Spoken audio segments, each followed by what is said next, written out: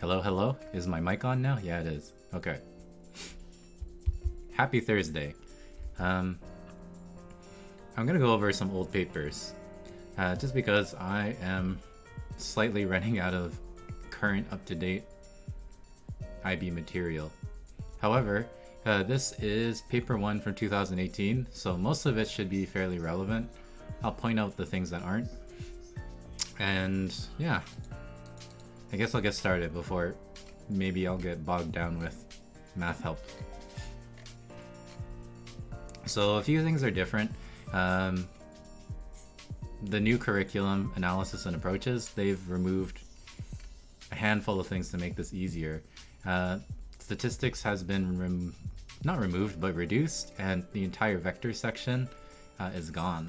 So maybe we'll run into those questions. You have a calc test tomorrow? Excellent. That means that hopefully you have some questions. But yeah, hello, Snakestar. Perfect time to tune in, I guess. You have many. Yeah, well, whenever you feel like you need help, you know, you can just type it in here. Oh, by the way, Max has finally set up the Discord. So I think if you do !Discord in the chat, this should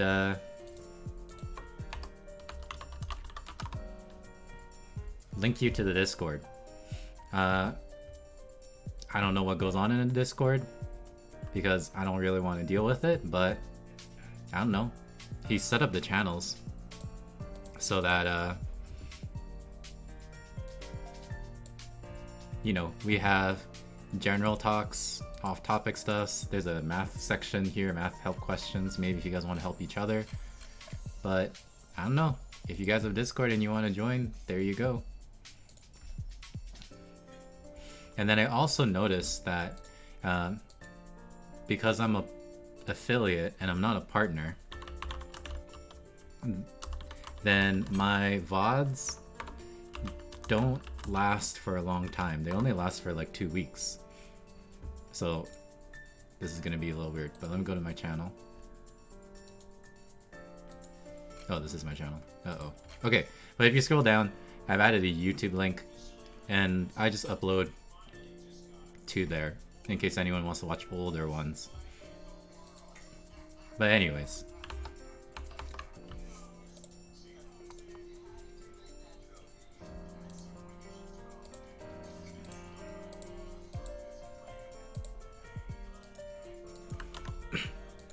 let's get started. So here we have a circle with radius of 6, with an angle of 2 radians, and then we need to find the area of the shaded sector. So that's easy enough to do. We have a formula for it. So the formula is 1/2 something something. It's a little sad that I can't remember it because I just taught it to my students. You joined? Nice. I don't know what's going to happen in there. Hopefully it's going to be moderated properly.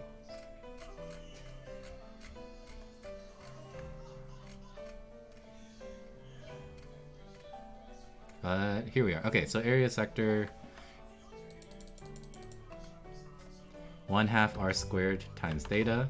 Make sure theta is in radians, which it is, so 1/2 6² times theta. So what is this then? 1/2 32 times 2, which just becomes 2. Uh-oh, battery's low.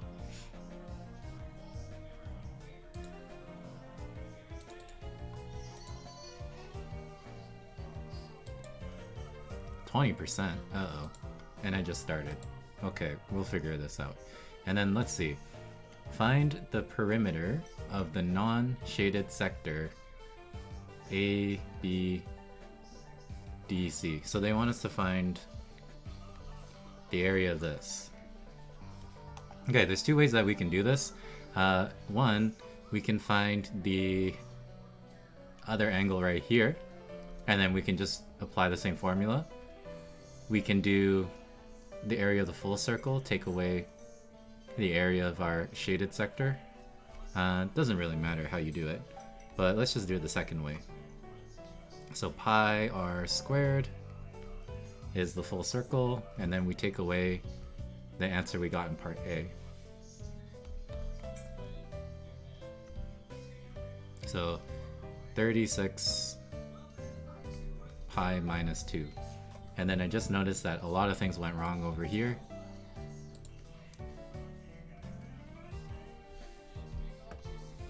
This should be 36, and then this should be 36. So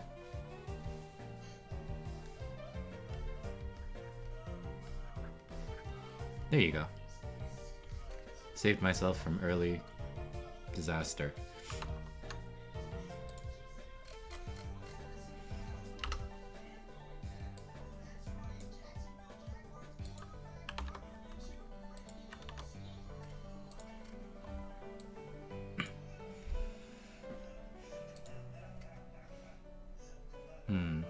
I feel like I should charge my tablet, but I think I explained before, I only have 4 like USB 2 ports, so I'm gonna have to unplug my keyboard for this to happen. So things are gonna get slightly awkward, but I guess that's what I gotta do.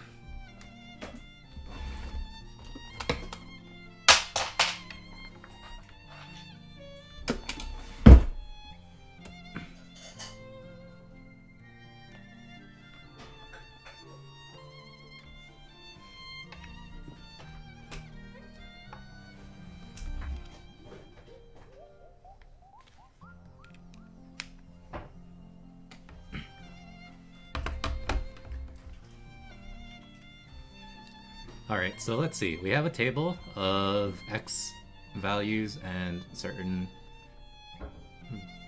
ranges if you put x through f and g. So this should be easy. So you know what's sad? I gave this type of question as the first question on a recent test for my students because I tested them on topic 2. And I'm sad to say that not too many of them in one particular class got this correct. And I'm not gonna lie when I say that I'm a little disappointed because this should have been pretty straightforward. For example, find the value f of 1. You just read the chart. If the x value is 1, then the f value is 3. Alright. Then you need to find the value of g of f of 1. So for those that aren't comfortable with this composition function notation, and you find g of f of 1, which we know from part A is 3, and then we plug it in for my input for g. So essentially this looks like this. You take 1, you put it through f, you get 3, and then you put this into g, and then you should get your answer. So 1 goes to 3, and then 3 goes to 5. So this is 5.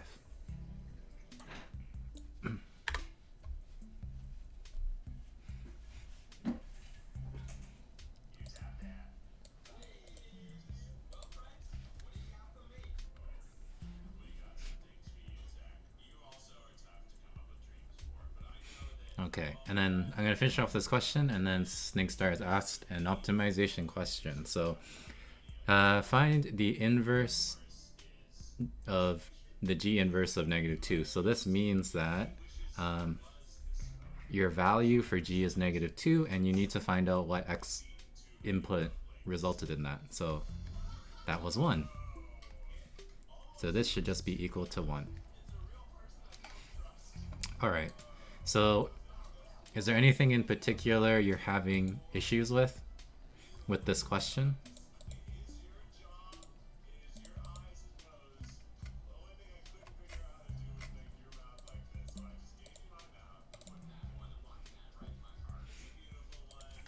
So we want to optimize the distance, right? Nearest point.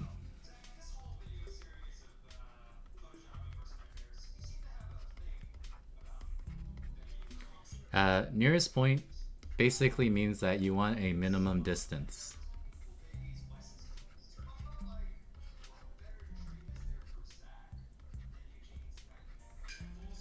Now, yeah, that's probably the hard part. So basically what you have is you have some function, and yours is specifically y equals 4 minus x squared, so like this. And then there's a point 0.02, which is right here, roughly. And basically, along the graph at any point, you have a distance. And we want to find out where along this graph the distance is the closest. So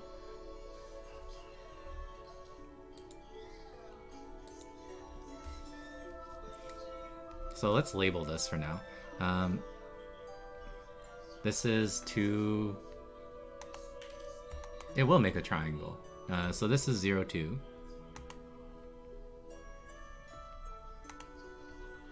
And then this point right here is some x value and some y value. Now, ignoring the parabola, right? We know how to find at least an expression for the distance between any 2 points. So that is going to be the function you're going to take the derivative of and then solve for 0. So of course the distance between 2 points is just doing Pythagoras on the components. So this vertical component right here and this one right here. But there is a distance formula in the formula book. But essentially, the distance is going to be Pythagoras. So it's the difference between the x values. So x minus 0 squared plus... Put this back over here, I guess. Plus y minus 2. So this is the distance, and then we'll need to take the derivative of this. But first issue is, of course, we have 2 variables. We have x and y, which isn't super nice. And, well, you know what y is in terms of x, so you can just do a little substitution. And then this is going to be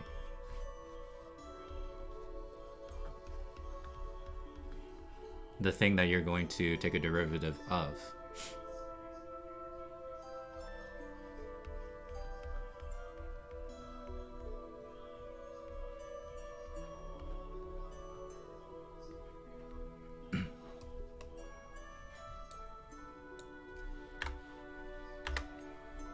Oh, I keep typing, but... Okay. So we are trying to optimize this, right? Optimization means we're either finding the smallest amount or the largest amount this can be. And if you were to like graph this, I don't know what it looks like, but this is the concept of using calculus to optimize things. Let's say you want to optimize this graph. So the maximum point and the minimum point have, you know, partly by definition, their derivative, their tangent slope tangent gradient will always be 0. Because if they weren't 0, then that means that, well, they're not going to be a maximum or minimum.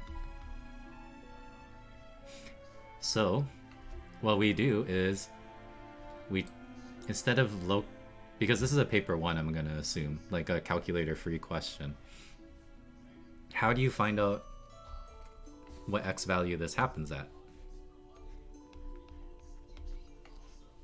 The only way we can do that is if we have an equation. So the best equation we have is if we take the derivative of the function, if we set it equal to 0, then at least we know that we have a possibility of having a maximum or a minimum at whatever x values make the derivative 0. So that's the concept of optimization. We're looking for when it's 0, and then those are possible places where we have a maximum or a minimum. Does that make sense, Snake Star?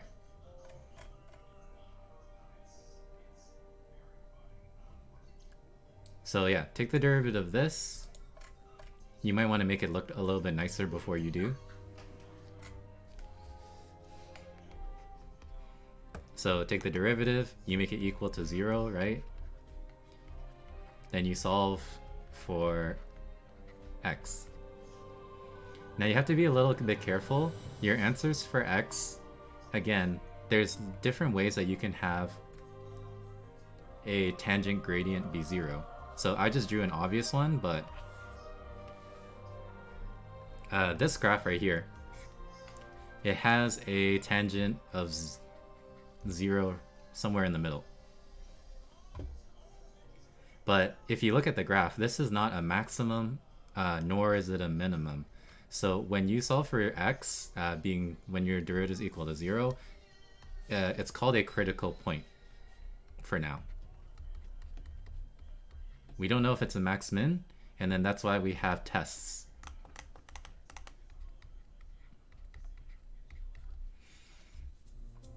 So after you solve for x, a very common follow-up is you have to justify.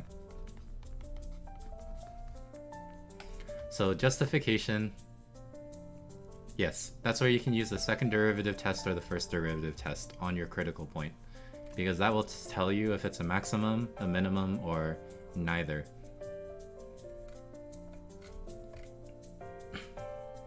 So do you think you're okay from here?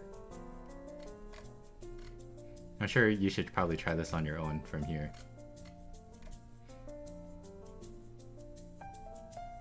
But yeah, the hardest part was coming up with the thing you're optimizing.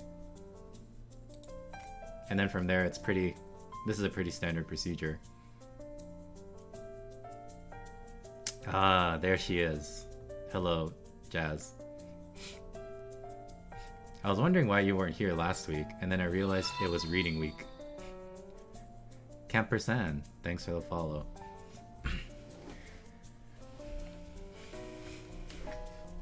You have your midterm. Ooh boy, did they give you a review? Looks like today's gonna be a big calculus stream.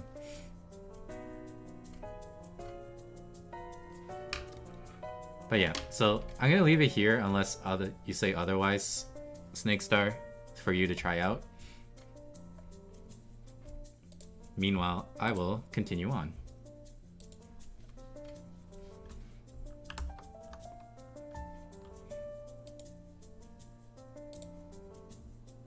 Yeah, okay.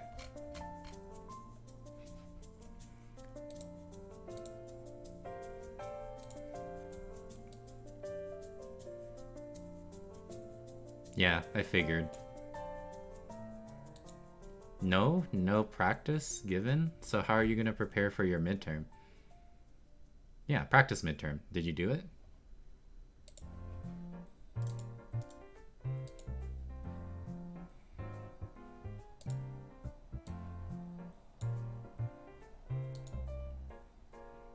So, but you barely understood, so kind of giving up on studying.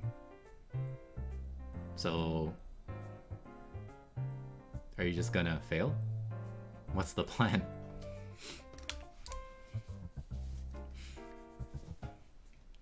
Alright, let's see. First term is -5, difference is 3. This is an arithmetic sequence. Find the 8th term. Okay, so let's do this the long way. -5 plus 3 plus 3 plus 3 plus 3 plus 3 plus 3. I think I need one more. Right? this is the second term, third term, fourth term, fifth term, sixth term, seventh term, eighth term. So put this all in a calculator and then you'll get something. So this is -2. This is 1, 4, 7, 10, 16. No formula is needed. And then for which value of n do we have 67? So lots of ways that we can do this, but essentially, if you want to use the formula, this is saying that you start at -5 and then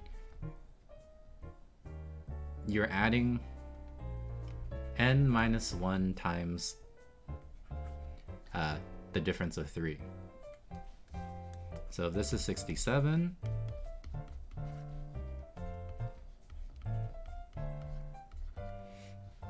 well, first off, let's add 5 so that we get 72. So 72 divided by 3, which is what, 24? This is n minus 1, so n is 25. Okay, back to help. I have 2 questions for my assignment. First one is f of x sine x, and then k is going to be a real number. Alright, then we are going to let capital F of x be f of x to the power of k, and also g of x to be f of x to the power of k. And then we need to find the derivatives of each. Okay, so this is just practice on chain rule. So in general, right, you need to understand how chain rule works.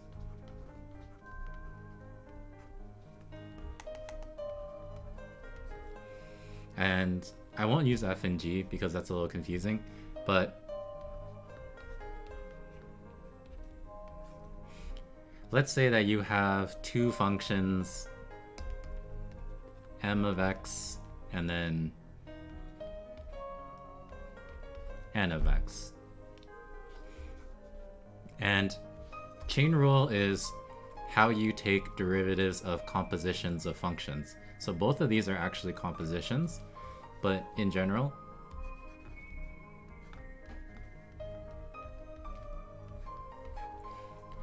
if you want to take the derivative of any composition, then this is going to mix notation, so it might look a little bit weird. But you take the derivative of the outermost function, and then you multiply this by the derivative of the innermost function. And then, you know, depending on how many layers of compositions you have, this keeps chaining over and over. But we are going to have to use this.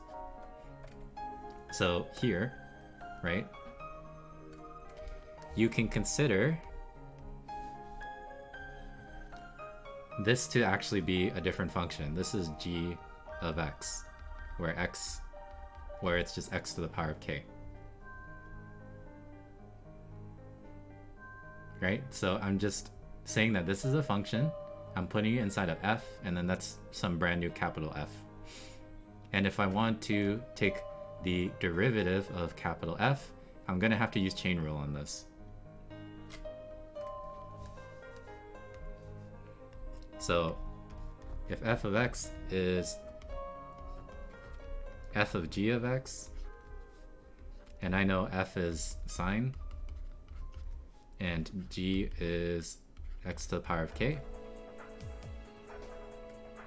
then according to the chain rule, right, the derivative of this is the derivative of the outside function f multiplied by the derivative of g. Are you okay with this so far?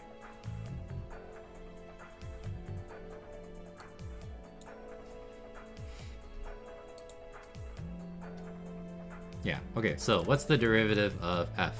That's just the derivative of sine. So that's cosine.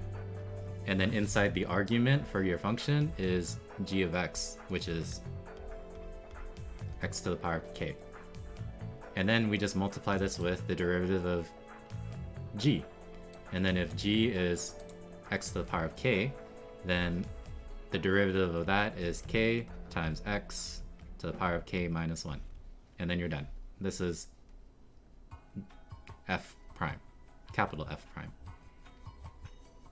And then you basically do almost the same thing with this one.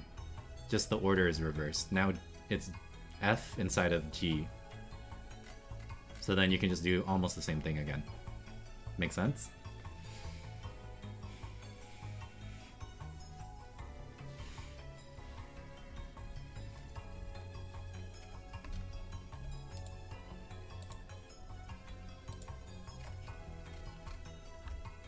You don't get the difference between the two? I just mentioned it. This one is g inside of f. This one is f inside of g.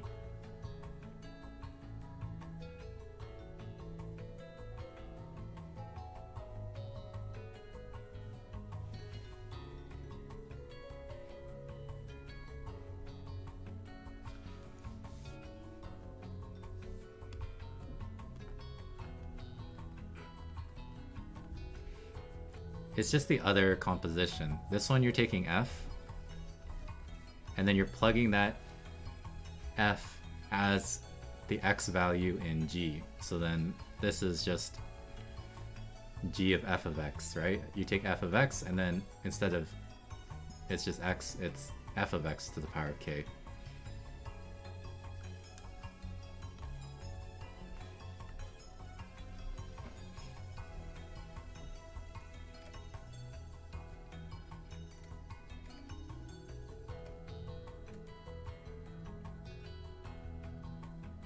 So the order's different, what you're putting inside of which one.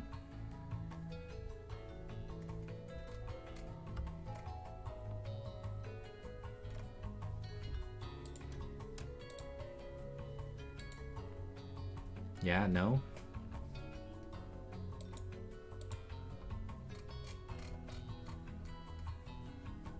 Okay.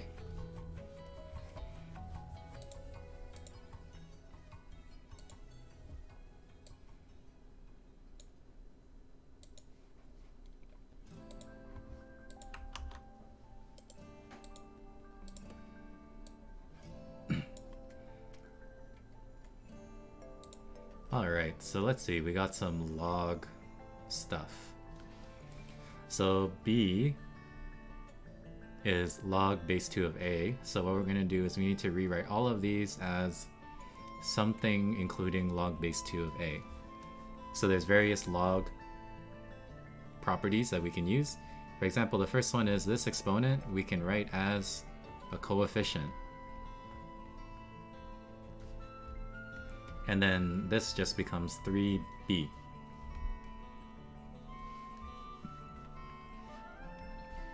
In the second one, we have a product. So we can split the product into a sum of logs. And both of these are things that we know. Log base 2 of 8 is 3. And then the second one is b.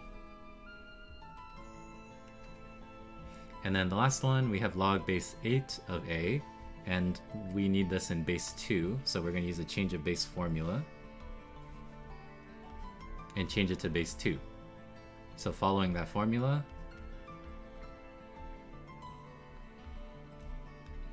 this is b over 3. And very generous timing, 6 minutes for that.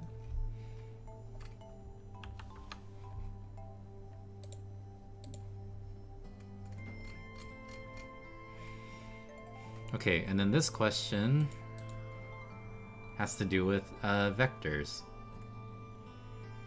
So because vectors are removed from SL, I won't do this one.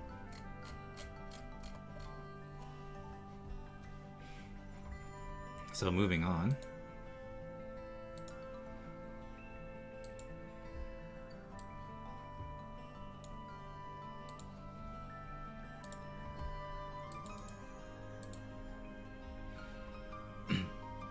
So here's a calculus question. We have this function. What ain't it? I did the first one for you. Oh yeah, I also added channel points and channel like rewards. So now you can actually spend them on stuff, such as reminding me to hydrate myself. Thanks.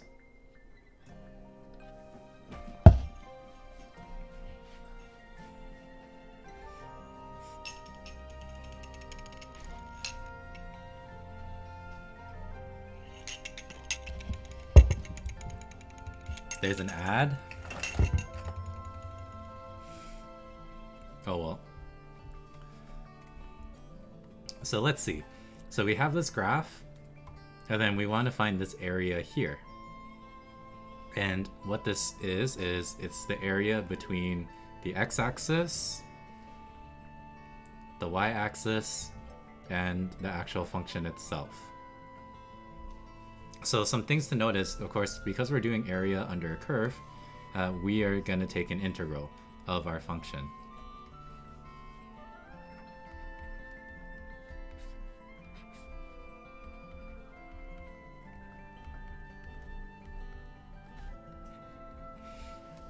Now we need to find out the upper and lower bounds. So the lower bound is easy, it's the x value is 0, and then we need to find out this.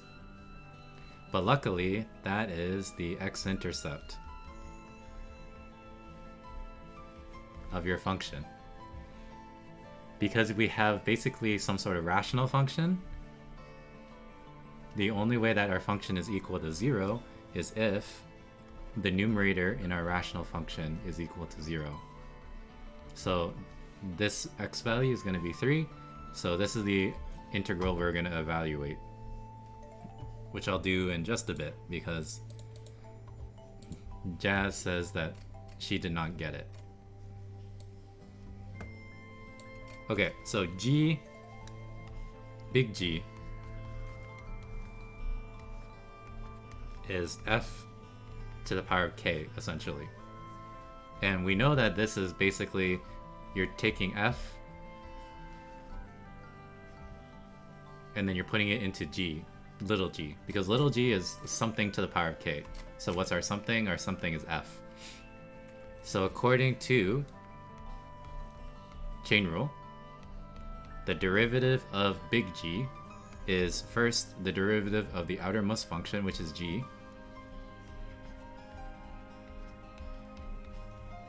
times the derivative of the innermost function, which is f prime. Okay, so we know what this is, right? The derivative of g, which is, you know, something to the power of k, is you just bring down the k.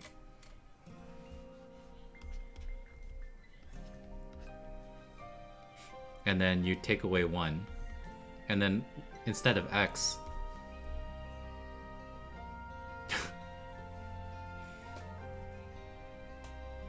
instead of x,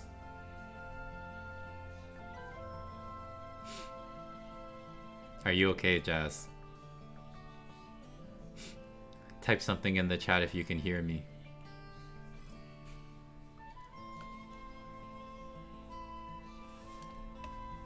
Oh well, she'll eventually tell me when she's back. Then let's go back to this one. Okay, so still a calculus question. We're going to need to integrate this. And then in terms of your integration techniques as an SL student, which is, and this is something you should be able to do, Snake Star. There's not much options, right? You either know basic integrals or you know a U substitution. So your real only choice is U substitution. No? You can't do this? Oh, that's the next chapter? Okay, forget it. Oh, so you're only doing derivatives, I see. Okay, Jazz is back. So, remember, g is something to the power of k. So, again, the derivative of that is you bring down the k, and then you take away 1 from the exponent. The something is f, and then we multiply this by the derivative of f.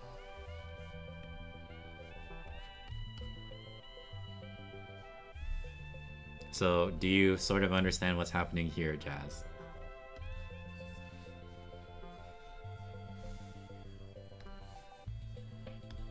And then again, of course, this needs to be in terms of x.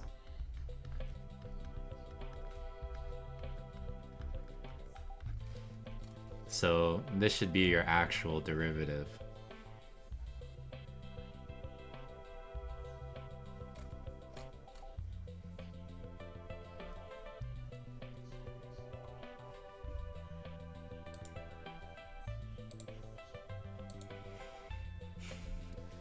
Okay, so I honestly think that you guys should be very familiar with derivatives, because this will help you a lot with integrals, of course, because they're just the reverse. A strong sign that you're going to do a u substitution is if you look here, this quadratic. If we were to take the derivative of this, you get 6 minus 2x. And that is what is up here. So that's a very strong sign that you're going to need to do a U sub. And again, as an SL student, you don't have that many options anyways. So if you don't think you can do it outright, then probably means you have a U substitution. So we are going to let U be this quadratic. And that means that du is going to be 6 minus 2x dx. So we have a nice substitution, right? This thing, the 6 minus 2x times dx, that is going to substitute to du, and then this is just going to become 1 over square root u.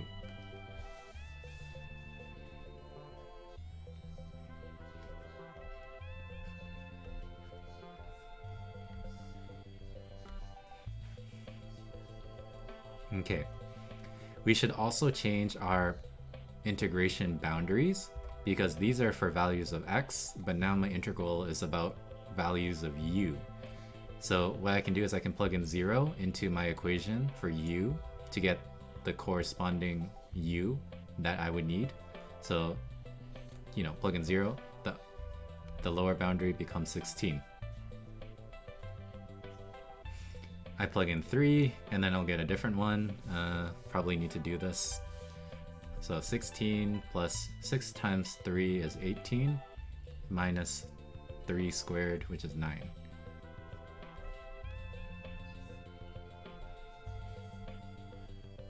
Then this is 18 minus 9 is 9, and then 16 plus 9 is 25. So this is going to become 25. What does it say? Why does it keep saying click here to get the best Twitch experience? The stream will resume shortly. I don't know, do you keep getting ads?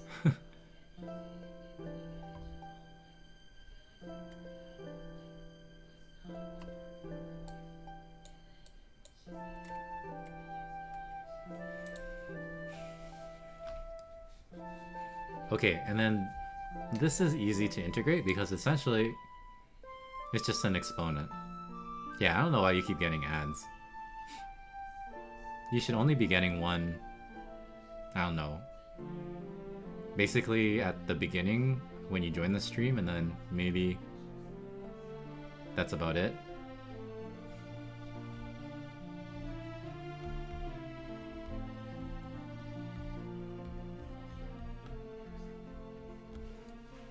So as I was saying, this is essentially just an exponential, and we can take integrals of exponentials really easily.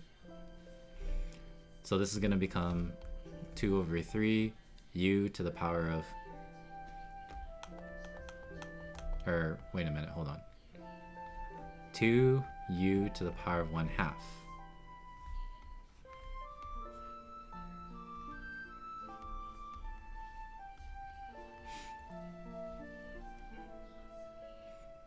Oh, just Ron, hi. You finished your math homework and it's not even midnight? It's gotta be a record? Congrats. Meanwhile, the other 2 people in my chat are not done their homework at all. And they both have calculus tests tomorrow. But good job, good for you. I would be more like them.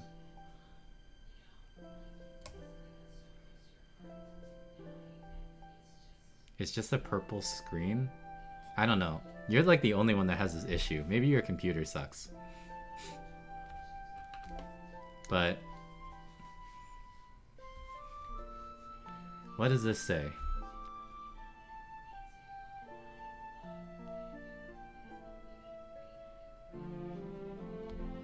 So the derivative f prime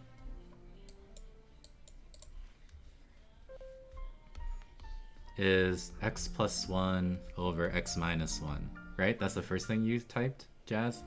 And then you're saying that if f is g of x f of x squared, we need to find, and then we need to find g of x. This is the same thing. It's composition of functions, right? You can call this like a x squared as a function. Call it like h or something. So then the derivative of g is the derivative of f times the derivative of the inside function. So you should be able to do this from here. So try it out from here. It's another chain rule question.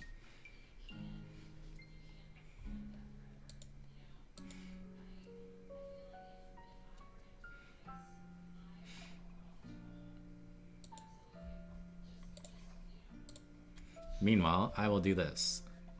So this is easy to evaluate, right? That's 2 times the square root of 25 minus 2 times the square root of 16. And then this just, I think, is 2.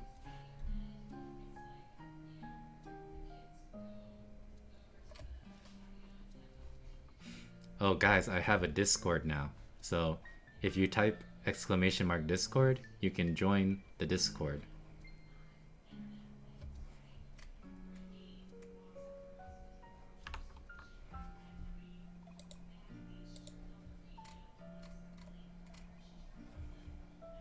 Again, I don't think I'm going to be heavily involved in the Discord, but you know, it has channels.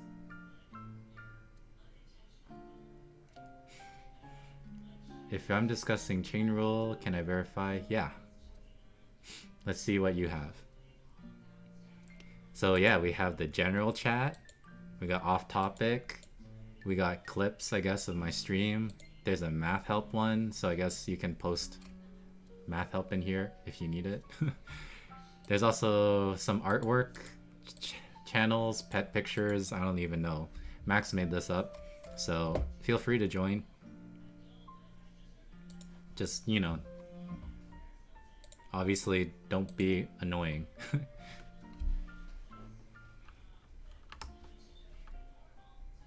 Complex. Oh god. You had to prove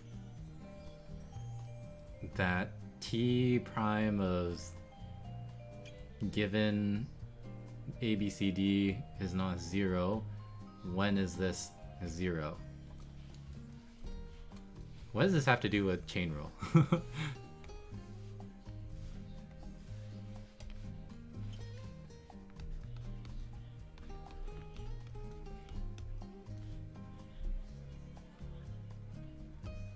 Nice, congrats. You did it. Sure.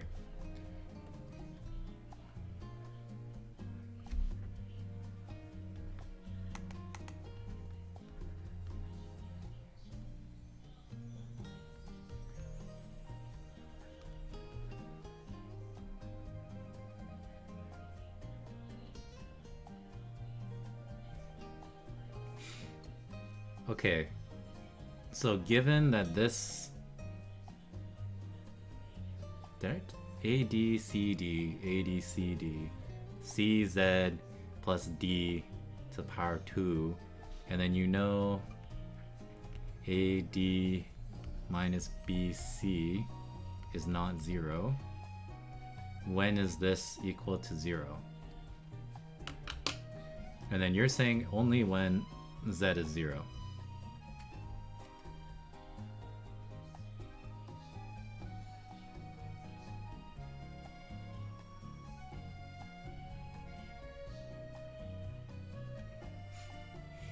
I don't know why you're getting attacked by these purple screens.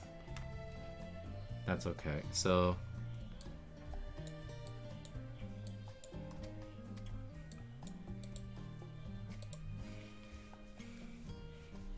Wait, judging from this question,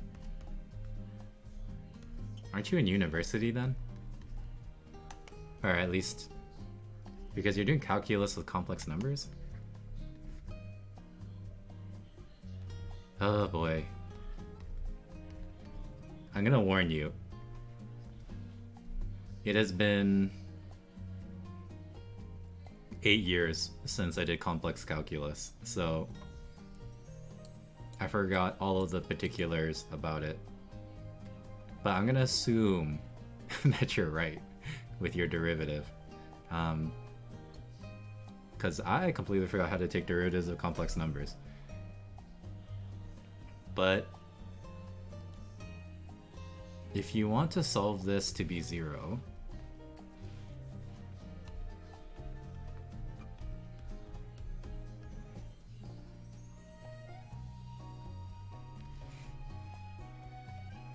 do you just use quotient rule like a normal thing? Sure, okay. So let's assume your quotient rule is correct, and then you get this. Find out when this is 0.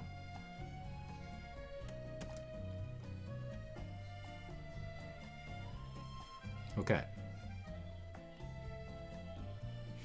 So, doesn't this imply ADCD is 0?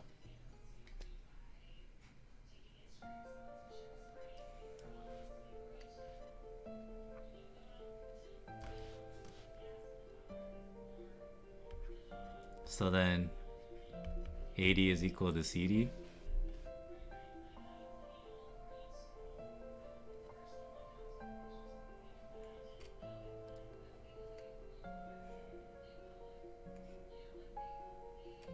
Did you miswrite?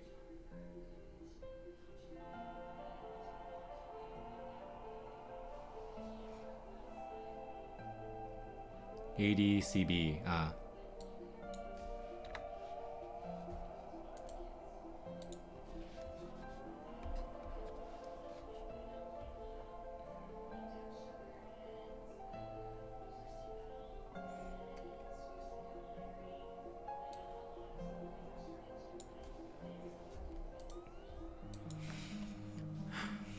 Okay. So this is a little odd because this is just going to be a real value, assuming that, you know, A, B, C, and D are real coefficients. So how do you have a rational with a non-zero numerator be equal to 0 unless, you know, there's some complex trickery going on that I forget?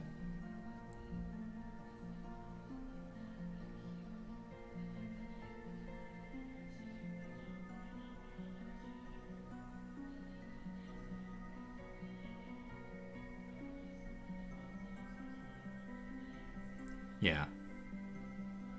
If you look at the original function,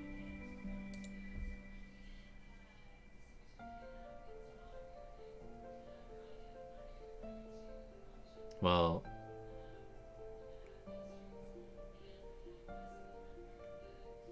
right.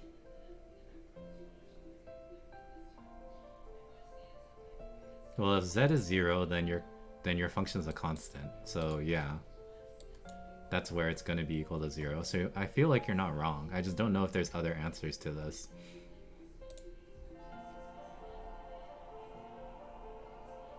But I don't think this matters, right? Regardless of whether or not your denominator is complex, there's no way something rational is equal to 0 unless the numerator is 0.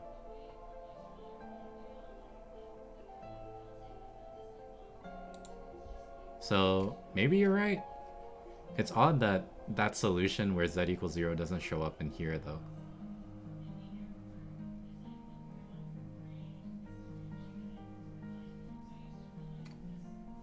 But that seems okay. That seems solid, I guess. Unless there's like complex stuff that I'm forgetting.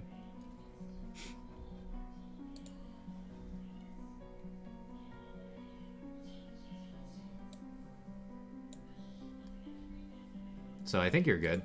I don't know if there's extra answers though, off the top of my head. You're gonna need to be the one to remind me about complex calculus.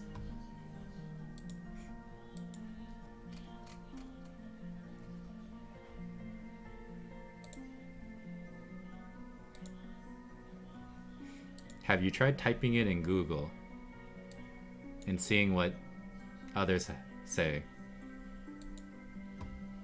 It's not a weird answer. I mean, it is. I mean, I guess it's weird in the sense that it doesn't show up when you're trying to solve the derivative equal to 0.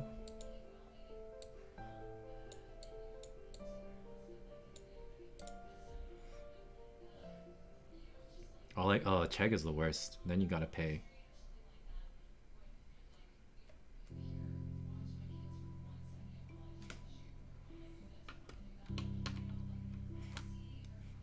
And there's no answer key or solutions.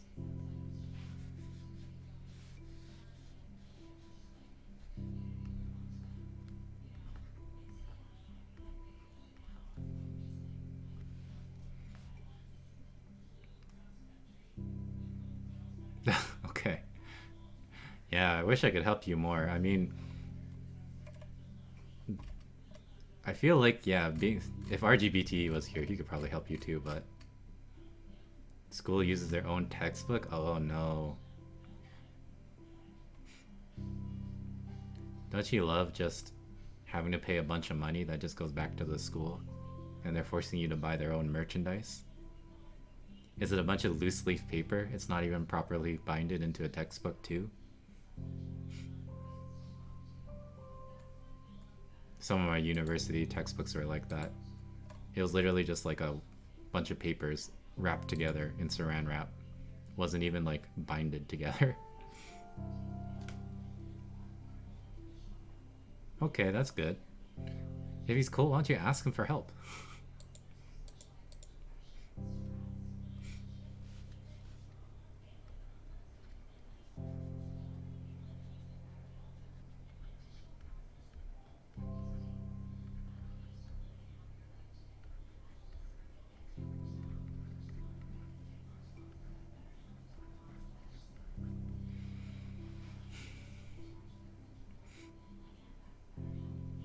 Okay, so let's do this one.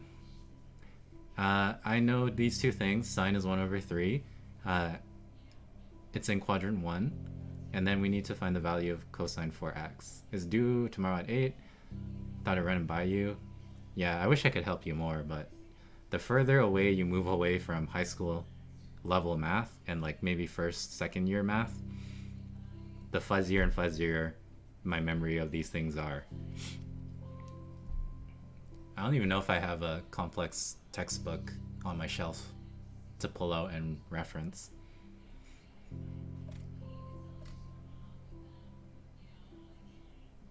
And my keyboard is unplugged.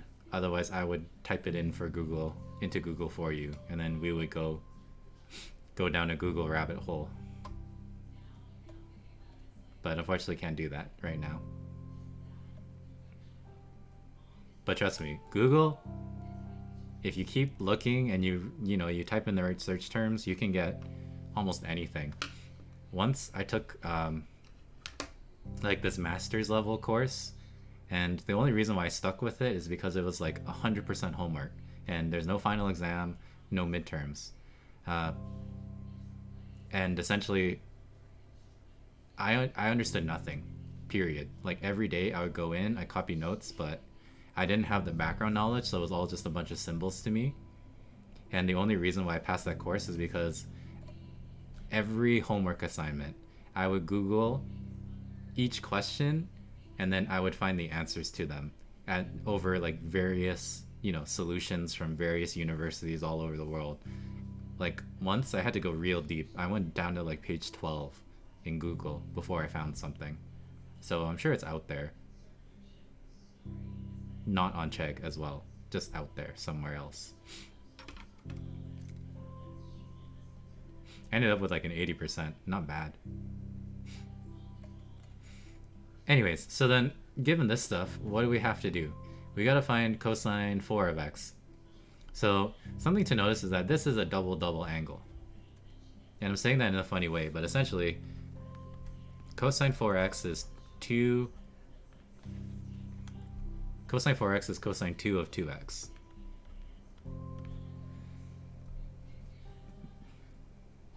Linear algebra. Yeah, stack exchange is pretty good.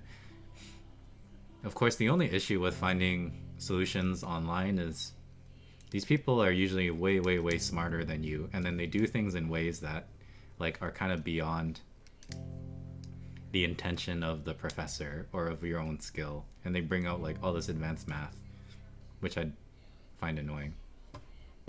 Jazz, where are you? Are you still here?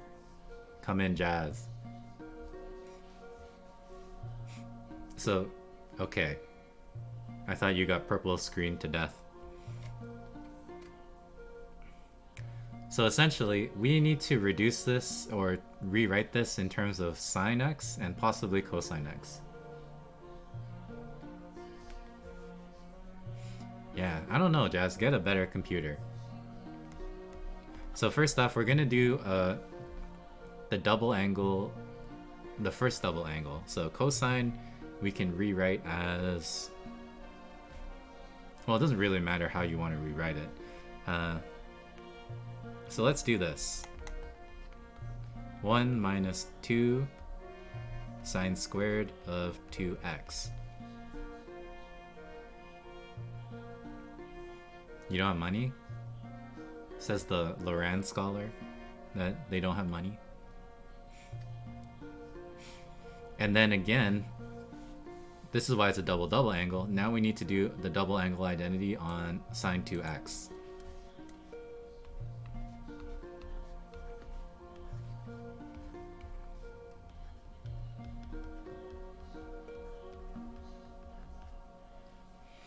And then now we're basically good to go. We know what sine x is. It's 1 over 3, so we can plug that in. The other issue is we don't quite know what cosine x is just yet, but if we know what sine is, then we know also what cosine is with a little bit of work.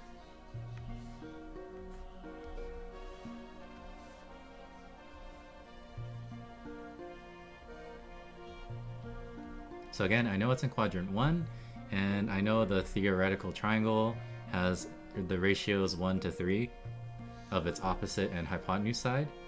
And then cosine is just the ratio of the adjacent side and the hypotenuse. So this is just going to be square root 8 according to Pythagoras, right? 3 squared, which is 9, minus 1 squared, which is 1, so 9 minus 1 is 8, and then you square root it, you get square root 8. So this means cosine is root 8 over 3. Alright, so now we can just plug in everything.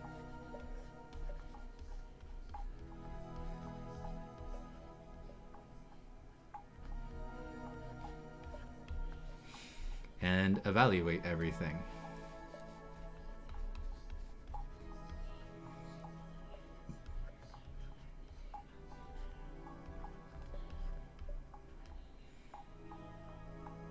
I just can't compete What are you even talking about, cocoa chips?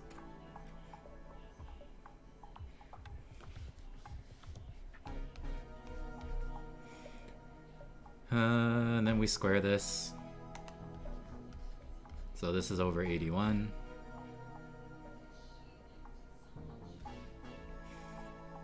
Oh, I'm gonna sneeze. Excuse me.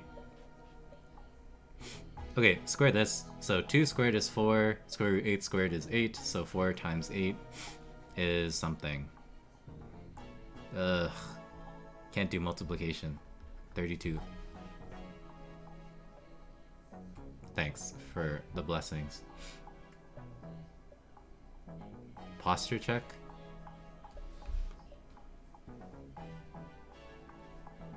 My posture is generally pretty good, but thanks again, Snake, for the reminder.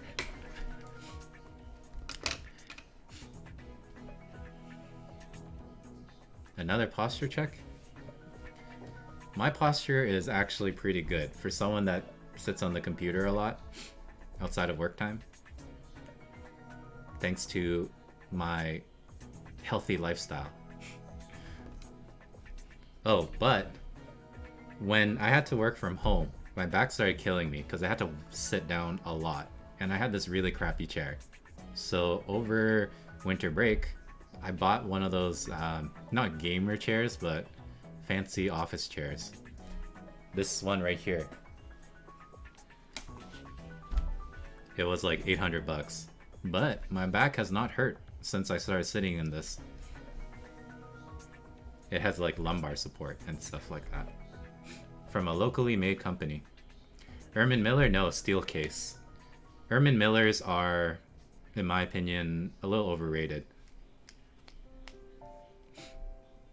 Yeah.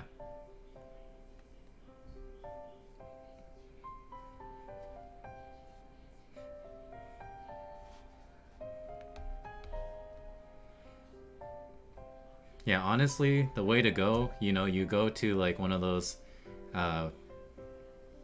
like auction off sites or like office places that like, what am I trying to say? Like there's a lot of failed businesses, like startups and stuff, and then they blasted all their money on Ermin Millers and things. So you can just buy their liquidated furniture. So you can get like Herman Miller steel cases for super cheap. Yeah, but I personally think Herman Millers are a little bit of a meme. You're paying a lot for just the brand name.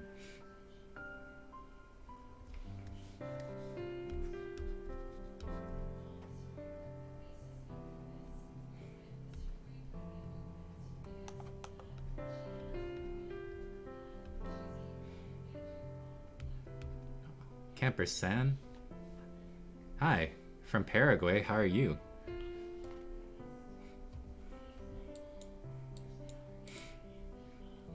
You know, I got some interesting people coming into the stream. I had that 12-year-old, who I haven't seen since, from Romania, and then there was a, I think a person from Singapore or Indonesia the other day. Camper Sam, I'm gonna ask you, how did you find me? I'm always interested in how these people find me. Just days ago, took a pre-calculus exam. Alright. I hope you did well. Did you get your results yet?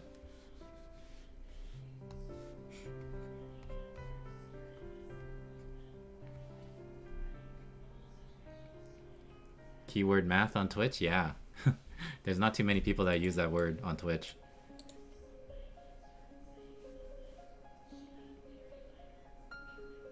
All of us. I thought Snakestar, you found me through the IB subreddit that I posted my link to it.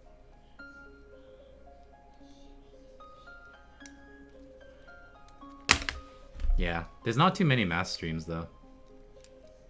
You got 74 out of 100? That's pretty good, isn't it?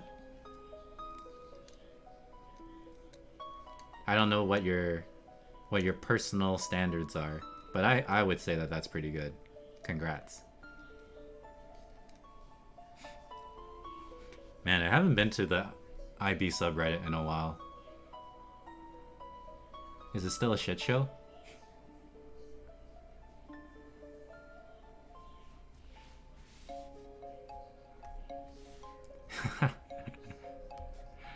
But exams are on, basically, for most schools.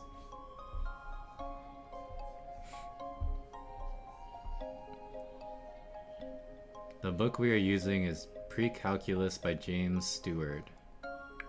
I can't say that I know who that is. There's a lot of pre-calculus books out there in the world, of course. They are not online. I don't know about AP, to be honest, but IB exams, they just released a statement saying there's two options for each school. Either, if you feel like you can safely administer the exams, then the exams will continue. If you feel like your school does not have the ability to safely distance everyone, then instead, what you can do is, you know, part of the IB curriculum is you have to write like a research paper, which is worth normally 20% of your mark. So instead, if you can't do the exams, the other choice is the research paper becomes 100% of your mark. When is my school writing the exams? In May, this coming May. Civil war between anti-examiners and examiners. Oh my gosh. Okay, what's 81 minus 64?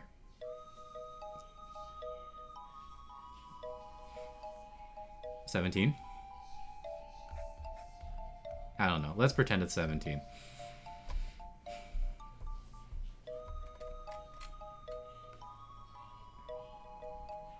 And I think then I'm done, right? Yeah.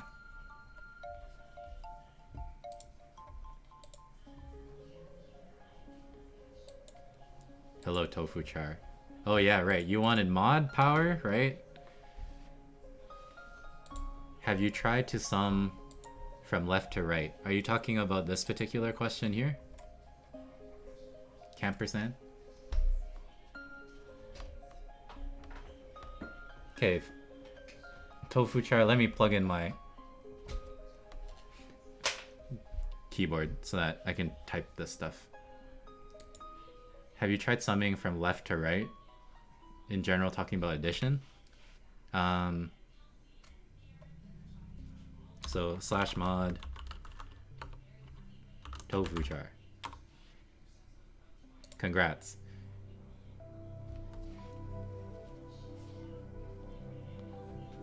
So, Camperson, what do you mean? Do you normally do addition and sums right to left?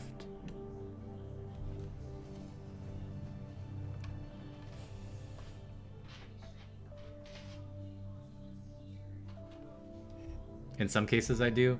Well,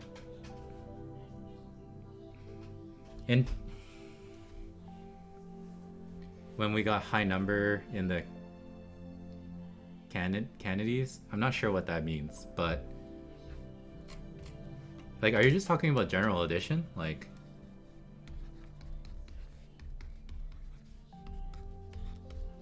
and then you just add this way instead? Oh, quantities. Yeah, like this?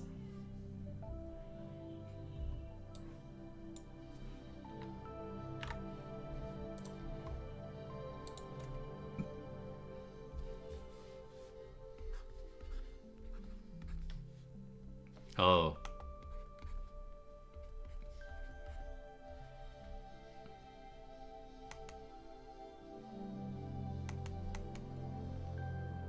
Hello, Oliver.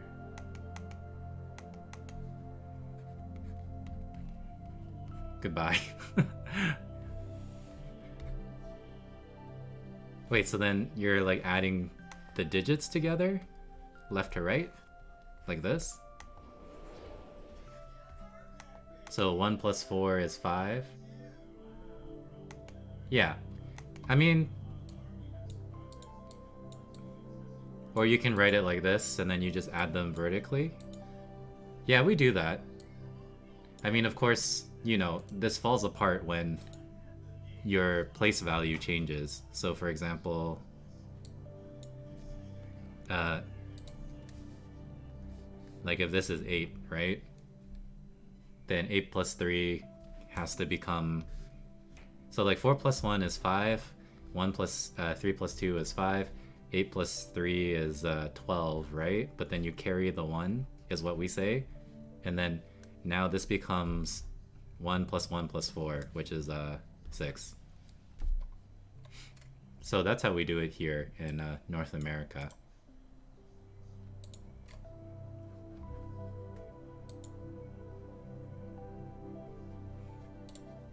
Yeah, but honestly, it doesn't matter if you go left to right, right to left. If you don't have to carry the 1, then it doesn't matter, right? You can start from the left side. But if you do have to carry 1s, then you gotta start from the right side.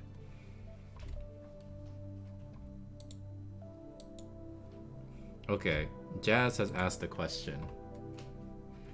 We have a function.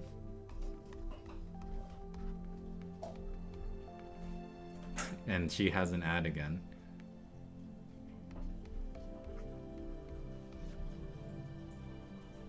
Yeah, RGBT's here. And the Discord is up. Max finally finished it.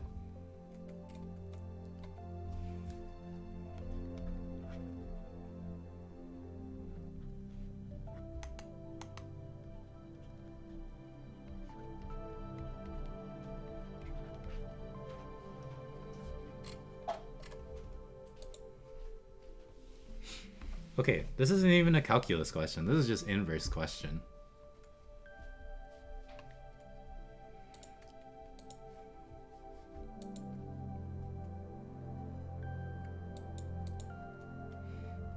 Oh yeah, RGBT. There's I'm not sure if he's still here, but just Ron asked a question earlier.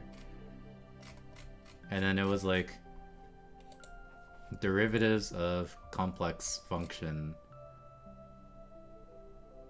Yeah, before you start spamming with inappropriate stuff.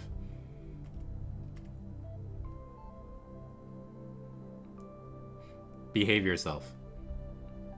Anyways, so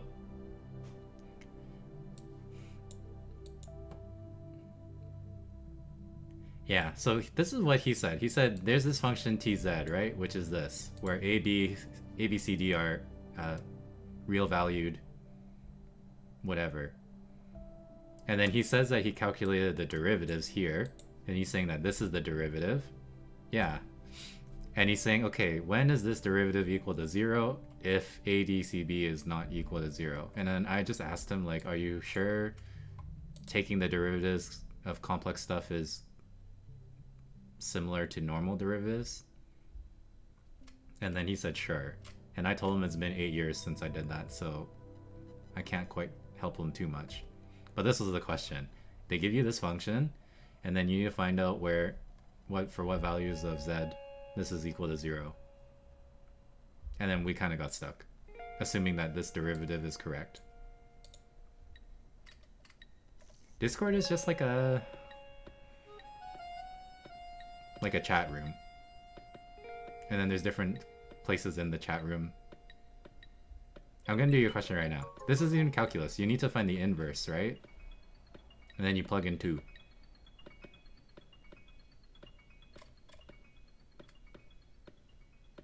So this was given, and I think again A, B, C, D are real values. Z is complex, obviously. And then this was his work. But the question is, find out for what, solve this.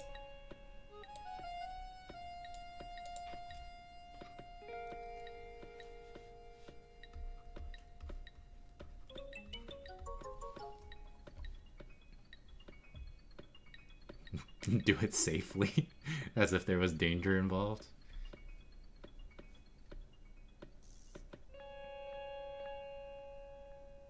Yeah.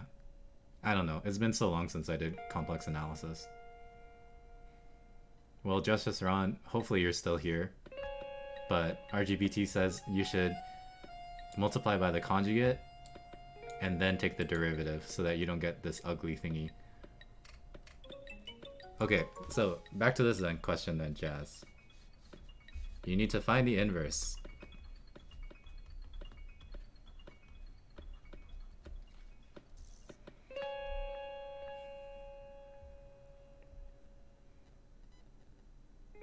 It's been a long time. You can just say that. Okay, so let me show you the general process, right? Of course, your function is going to output some value of y.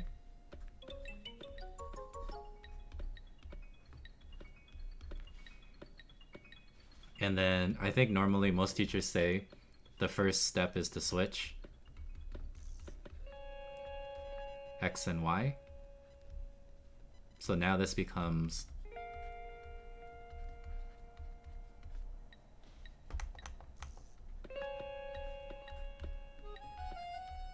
this.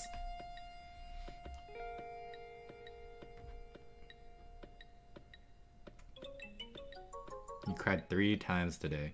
Jeez. Why didn't you ask for help sooner? And then after you do the switch, right? Generally then what you have to do is you need to solve for y.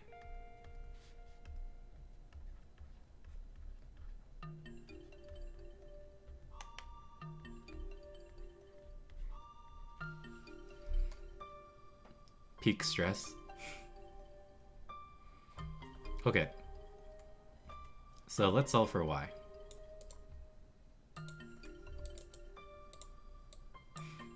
We'll deal with the fact that y is an exponent later. For now, we should try to isolate e to the power of y. But anyways, regardless, we have this variable of y in the denominator.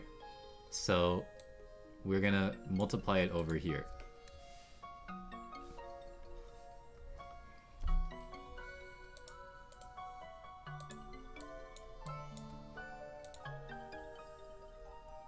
Because ultimately, right, to solve for y, we need to isolate it. So we need to collect our y's together onto one side. So now we need to multiply the x in. So you're gonna get x minus x e to the y.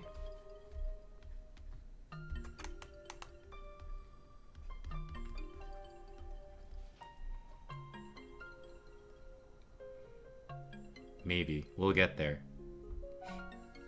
We'll get there, Camper Sam.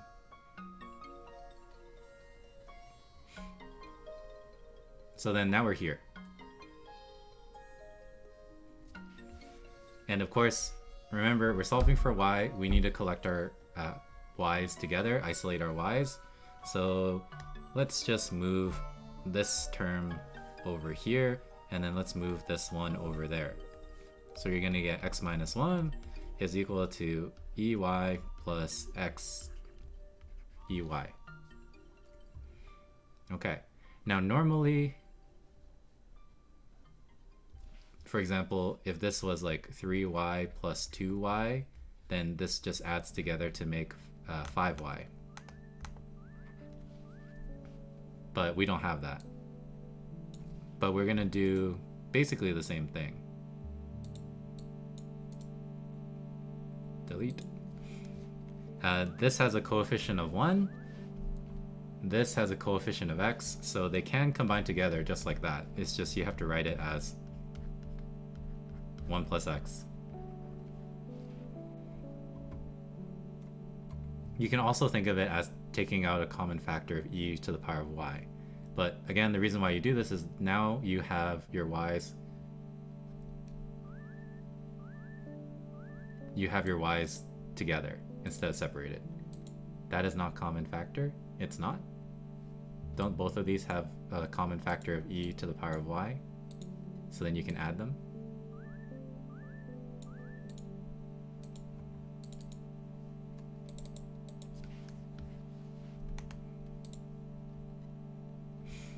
Okay. And then we can divide over the 1 plus x.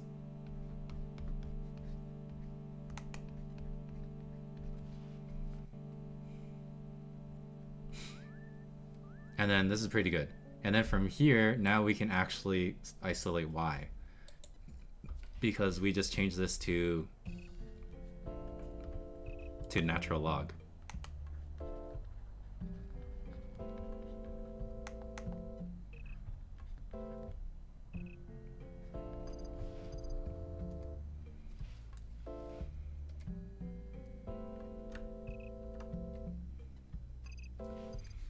So this says that y is equal to the natural log of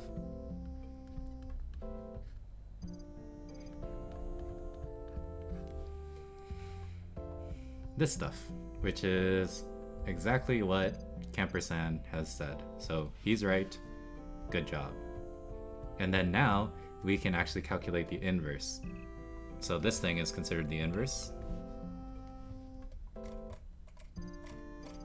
I forget the letter we used, F.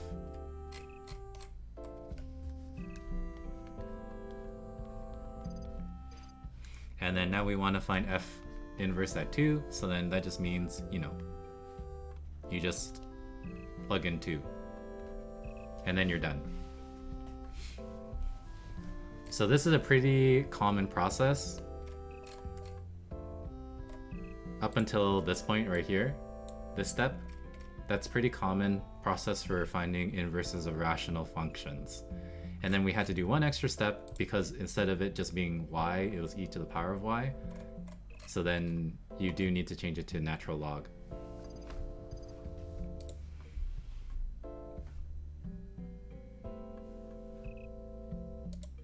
But then you're basically done.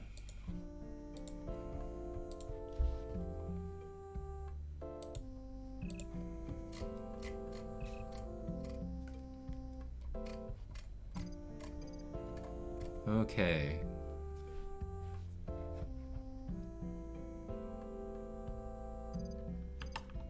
It depends on how you want to say what the answer is. You can say that. I would just say natural log 1/3. It's the same thing though.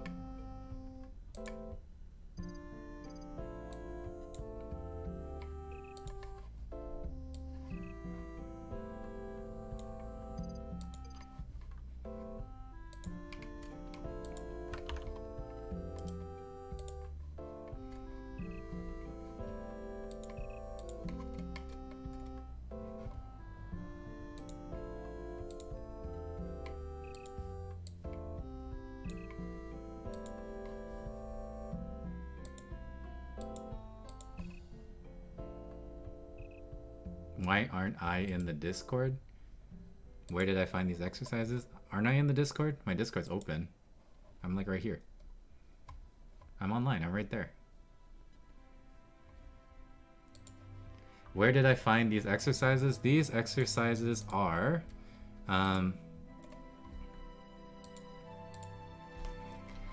former IB exams. So you can Google past IB exams, and then they have all of the ones for every course, at least since 2006. So there's quite a bit. For standard level, higher level goes all the way back to 1995. So there's quite a bit of practice here for IB math. But yeah, Campersan, if you read my bio, I'm a IB math teacher, so I like to focus on IB stuff during my streams. Why am I not in the voice channel?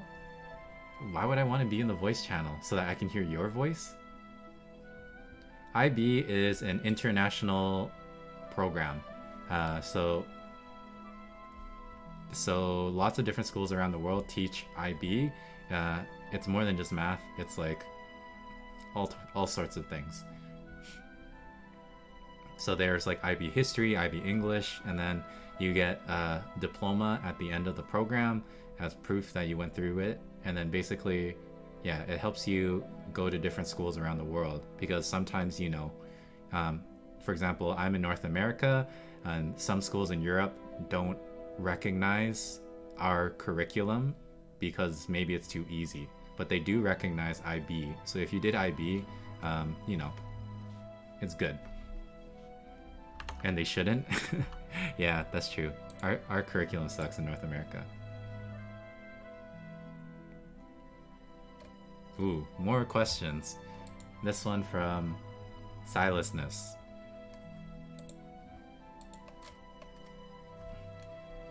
But yeah, welcome. Let's see, you got a question? You have a series where xn is 1? Don't you mean x1?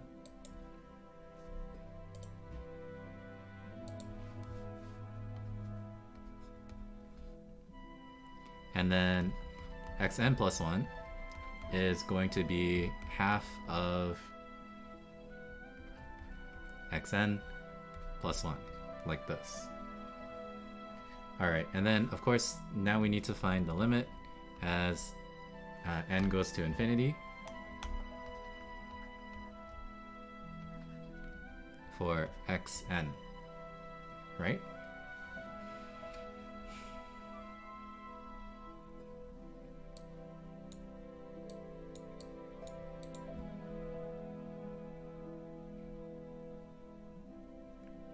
Okay, so then essentially, you know, hopefully this converges. So what kind of sequence is this?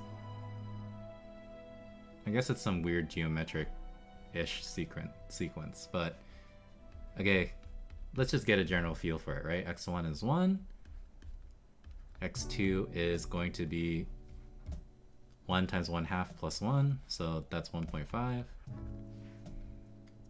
And then x3 is half of 1.5, right, which is 7.5, and then this is going to be 1, so 1.75. And then what's the background knowledge silasness? Like, what are some things that you're allowed to use?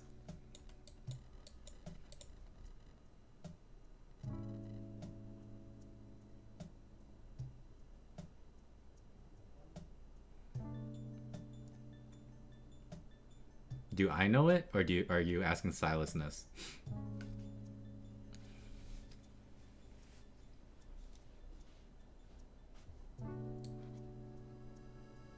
I'm allowed to use proof by induction? I don't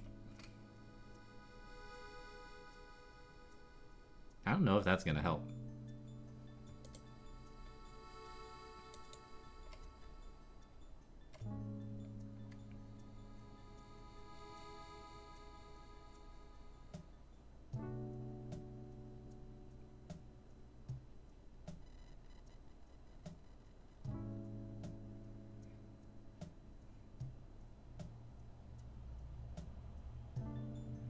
Yeah, so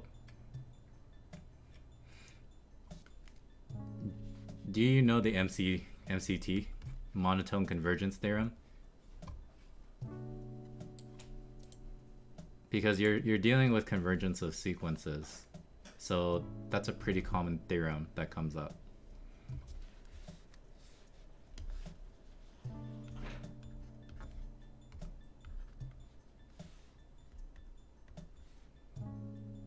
No other questions were the next term's always larger, whether it can be bounded by 3. I haven't heard of that one, no. Okay, so basically, like, here's your first term, here was your second term, here's your third term.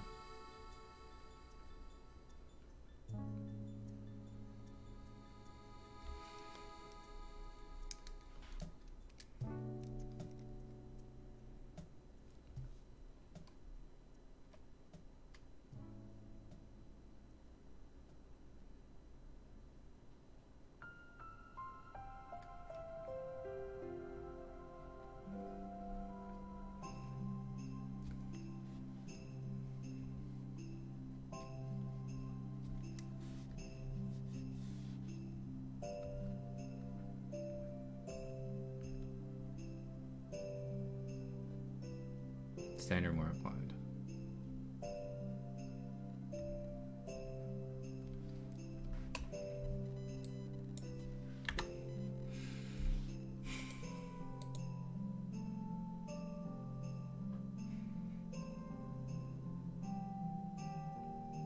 Okay.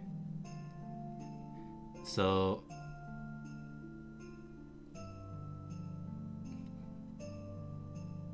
yeah. So basically, if you were to just crunch through it, right? Notice that each time you're essentially just getting closer and closer to 2, but you're never going to be equal to 2. And that's because, as RGBT is saying, 2 is the lowest upper bound.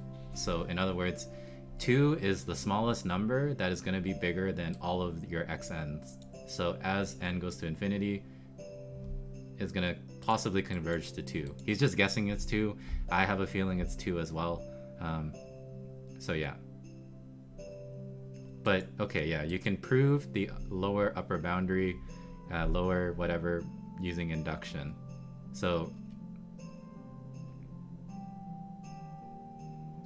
do you have an idea of doing that at least?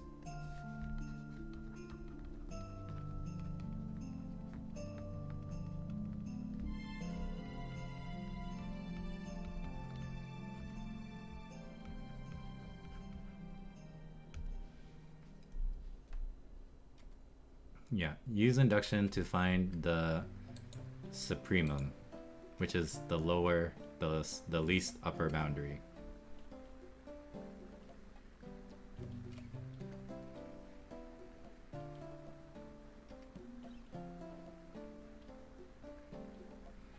And then for your follow-up questions, right, is the next term always larger than the previous term? Well, yes it is. And then whether or not it can be bounded by 3, well, if you find the supremum,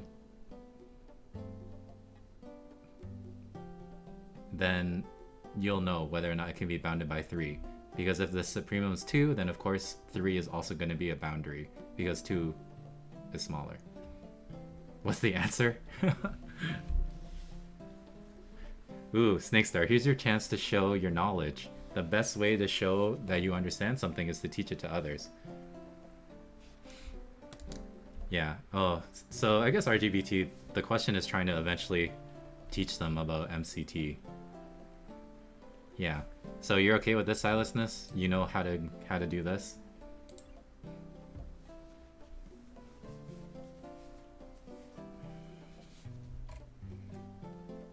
If not, RGBT can set you up some more, I guess.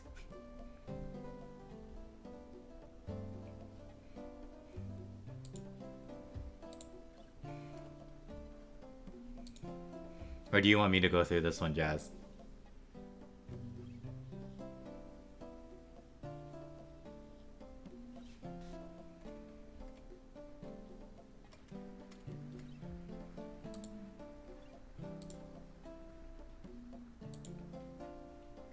Let me do it? Okay, what are you supposed to do? Find a tangent? What's the big deal about this one?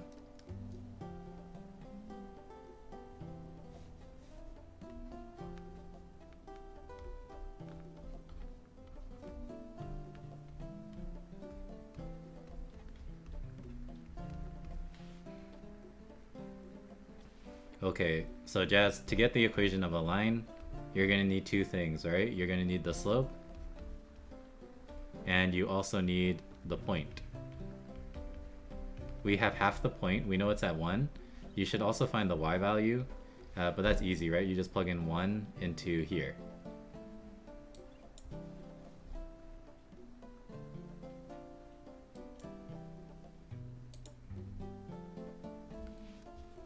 So if you plug in 1, that's your point, 1 over e, right? Negative 1, so then it's 1 over e. Yeah. For those that are new, RGBT is probably the most knowledgeable person in math related to this channel. Because he is a nerd that is doing like his master's / doctorate in math somewhere in Canada. Anyways, so we have the point, and then we need to find the slope. And then of course the slope is related to the derivative. So you need to find the derivative, and then you plug in 1. And then you just put it into an appropriate line formula. So you can do this, Jazz. I don't want to do more than this, because this is definitely something that you should be able to do. You got it wrong?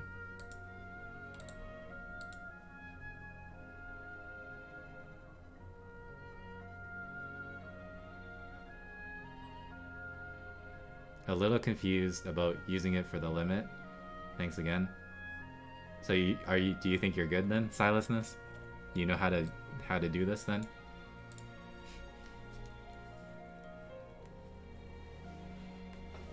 Okay, let us know how it goes.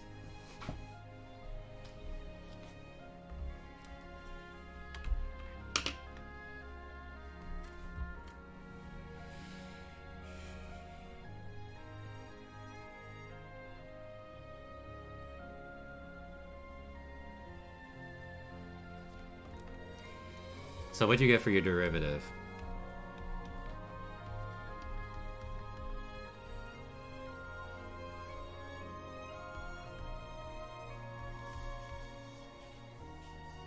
Yeah, the question's saying 3, so maybe it's not actually 2, and maybe it's 3.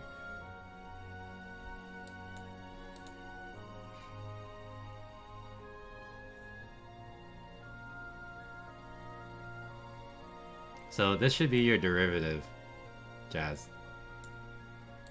Nice. Okay. Well, yours is a little bit off. Should look like this. This is a product rule.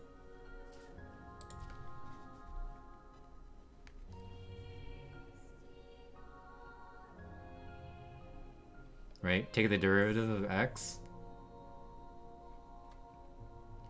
It's a minus because technically it's a chain rule, so...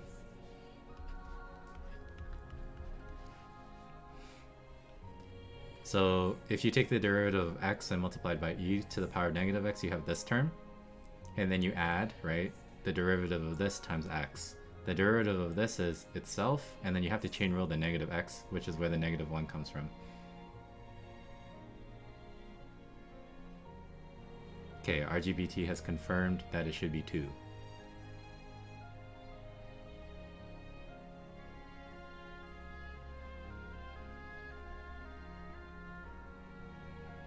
You can't hear me?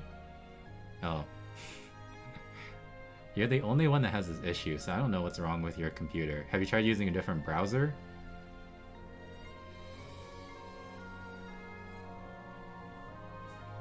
Oh wait, she can't even hear me right now. So... I don't know. I'm sure she'll tell me when she's back. Okay, there you go.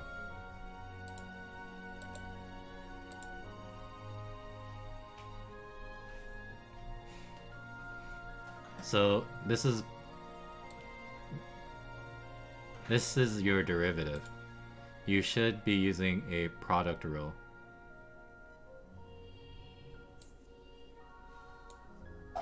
And the negative 1 is when you take the derivative of the e to the power negative x. You're gonna have to chain rule this negative x, so then you multiply by negative 1.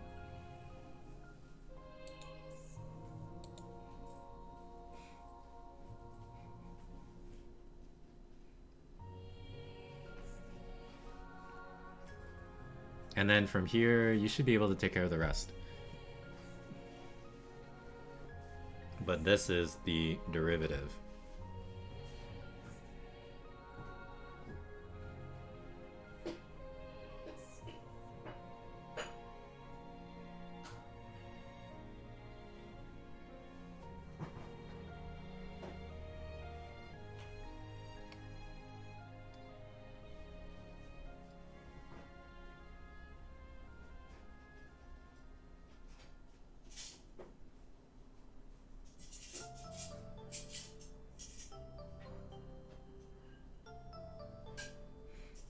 So I will leave it at there for you to continue, and then I'm going to finish off this parabola question. So I have this quadratic, x squared minus 4x equal minus 5. Find the x-intercepts of the graph. So easy enough to do, right? We can factor this probably.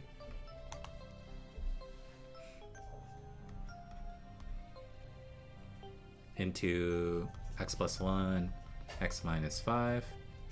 So that means that my x-intercepts are right here at -1 and 5. Find the axis of symmetry. So axis of symmetry is going to be right in between my x-intercepts. So whatever number is in between -1 and 5, I think that's 3.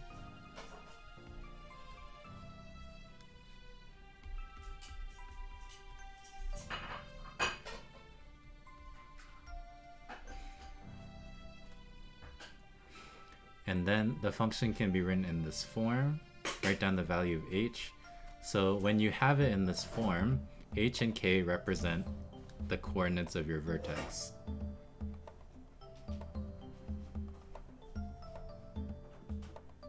Intermediate value theorem is usually used to show that like a solution exists at your level.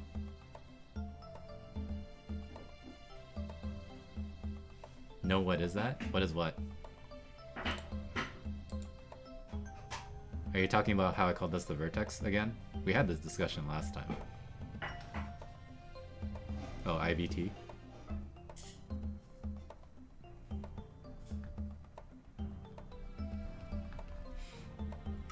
So the coordinates of this point are going to be h and k in this formula. Luckily, we already know what the x value is. It's 3. So what's the value of h? That should be 3. Then we need to find the value of k. K is the y value when the x value is 3. So we can calculate that by plugging it in as x into our function. So k is 3 plus 1 times 3 minus 5.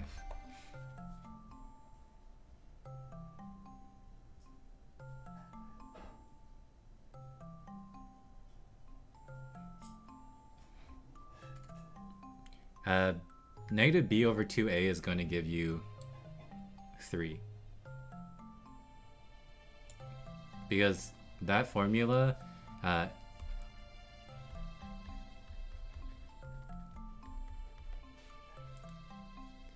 this gives you h.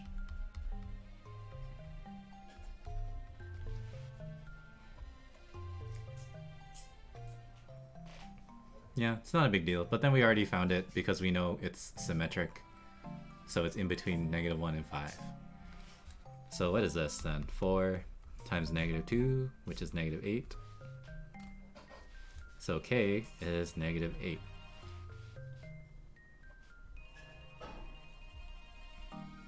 Okay, and then what happens is we're going to transform this graph. And it's going to have a reflection in the y-axis. And then it's going to have a translation of -3 and 6. So in other words, it moves left 3 and then up 6. And of course, reflection in the y-axis.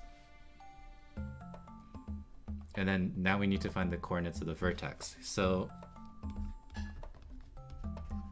this is the vertex of f, and then we're going to do some transformations, right? We have a reflection in the y-axis. So what that means is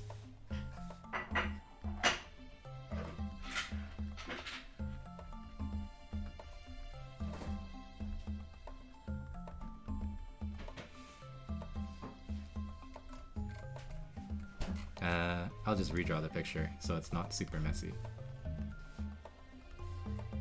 This is going to get reflected across the y-axis, and then it's going to go like that. So the vertex will change coordinates, and now this will become -3 and 8.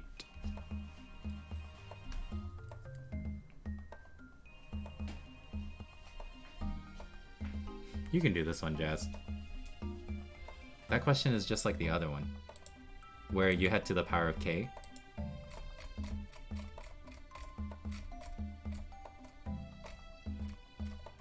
This one. It's just instead of to the power of k, you have square root instead.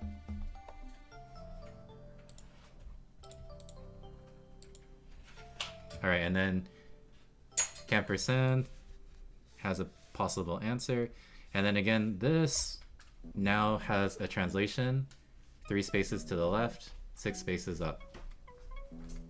So if it moves 3 spaces to the left, then this becomes -6, and 6 spaces up makes this 14.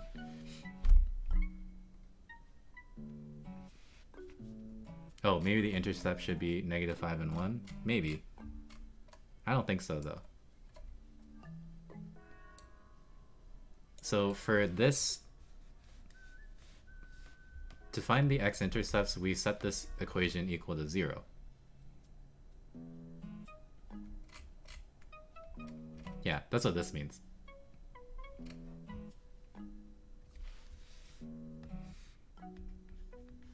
So left 3, up 6. These are the ones you got wrong on your practice. Okay.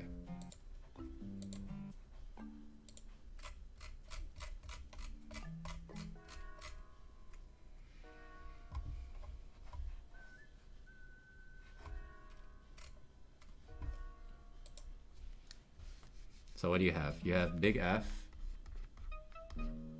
Then you did it wrong?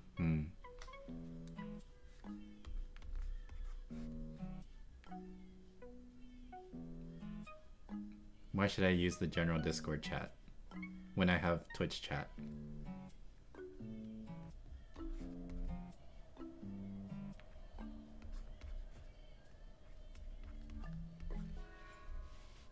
So I can talk. I don't want to broadcast your voice on my channel. Make your own Twitch channel then. Then I can't control what you say. And then you're gonna probably say some inappropriate thing. Okay, so, I mean, I just want to talk to you. Well, you're talking to me right now, just through text.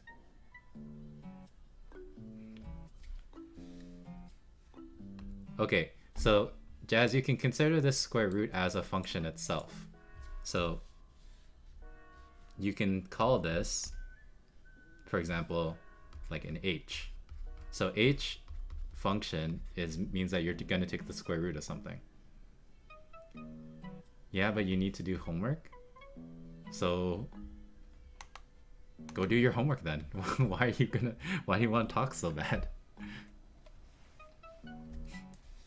So in other words, we can write capital F function as h of f of g.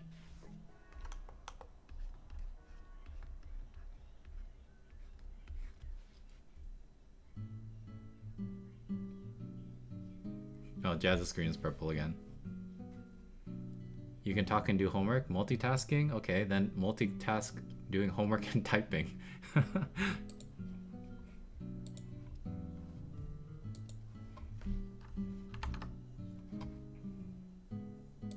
I don't even know what you sound like, RGBT. You type your homework? Then you can just double type. You have 2 hands. Yeah, you can. Multitask typing and typing. You just need to get good. That's stupid. Posture check. Thanks, Jenny. But my posture's pretty good right now. I have a lumbar supported chair. 1 cursor. Stretch. Stretch my neck.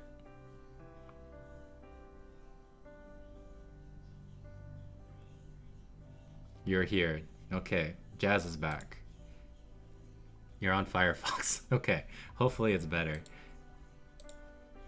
Where did we leave off? So you can consider this square root as a function, right? We also have a Discord now, Jenny. So feel free to join the Discord. You can do !Discord in the chat.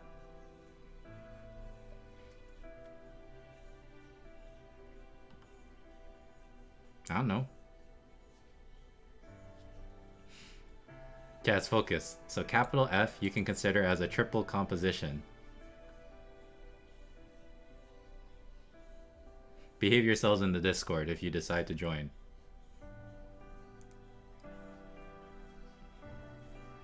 And we know how to take the derivative of this, right? This is just triple chain rule. Or double chain rule, or whatever you want to call it. Derivative of h.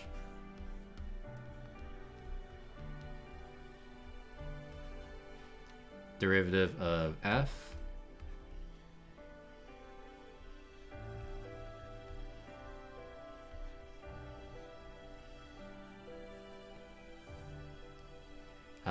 I'm not in charge of Discord stuff, so you're gonna have to ask Maxime whenever he's around.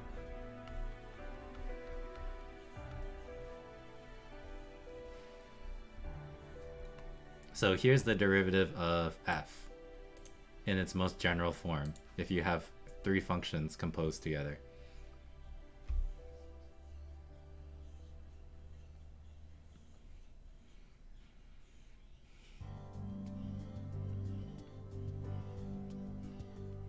And of course, the derivative of h is the derivative of, like, the square root, which is, you know, something to the power of 1/2. And then do you know what f and g are?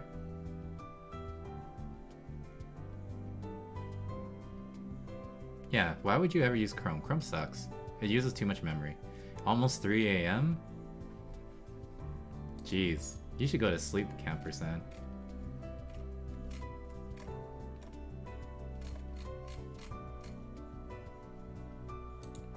Yeah, Chrome is like one of the worst browsers.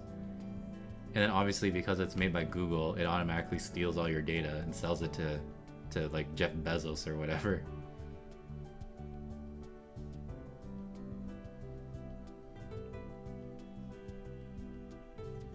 Elon Musk, yeah, whatever. He's stupid. Alrighty, if you're gonna head out, Campersan, have a good night. Yeah, my schedule's down below, I guess, so you know where to find me. But yeah, thanks for finding me. And joining in. He's rich is what he is, yeah, so he's allowed to be stupid. I wish I was that rich. Then I wouldn't be streaming, hoping for ad revenue. Okay. So here you go. Does this make sense? This is all that we did.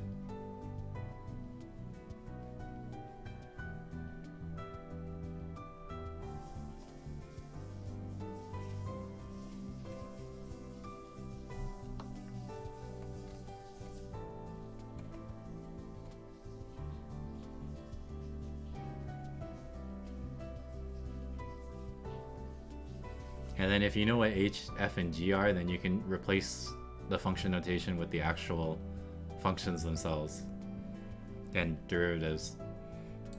Wait, Jenny, didn't you say that you were taking second semester calculus this semester?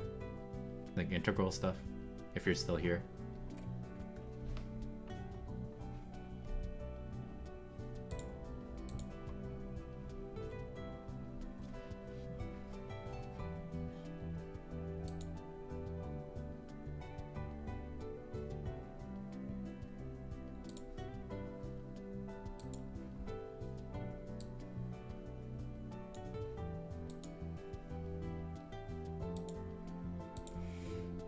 Snake Star, I thought you said you had a lot of questions, but you're not asking any, so I guess you're good?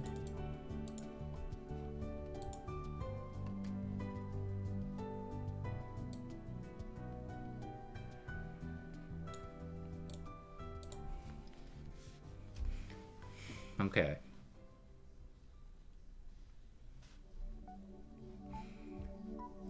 Statistics question, probability question. A bag has n amount of marbles. This is great music, thanks. 2 of which are blue, and then Haley's gonna play a game. She's randomly gonna take marbles after a bag, and then she doesn't put them back. I sent you a question in Discord. Oh, okay. I don't know, up to you, Jazz. Do you want to sleep or practice more? In math questions? Okay, so here's AP, right? Which was, oh, that optimization question we did right here. And then all they did is they simplified this so that you get here.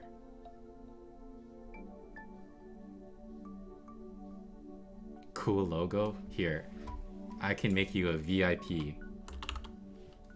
Oh, let me plug in my keyboard again.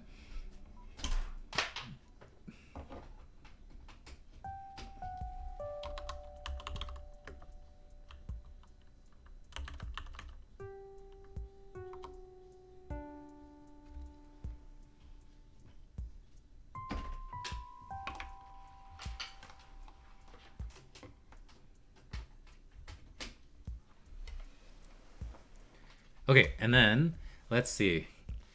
Then we minimize this. So to ease the calculations, the minimum of AP can be achieved if we minimize this. Okay, so they are using just some big brain stuff.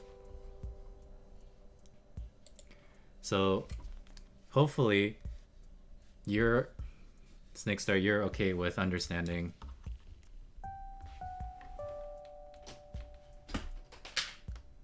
I have so many things I need to plug in and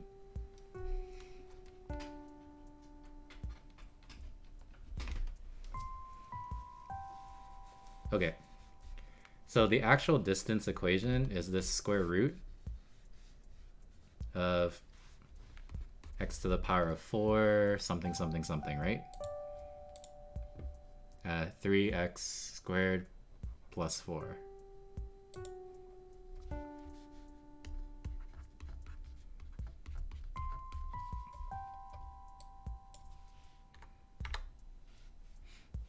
I don't know what you can do as a VIP, but you now have a special symbol. No, you're not doing your question still.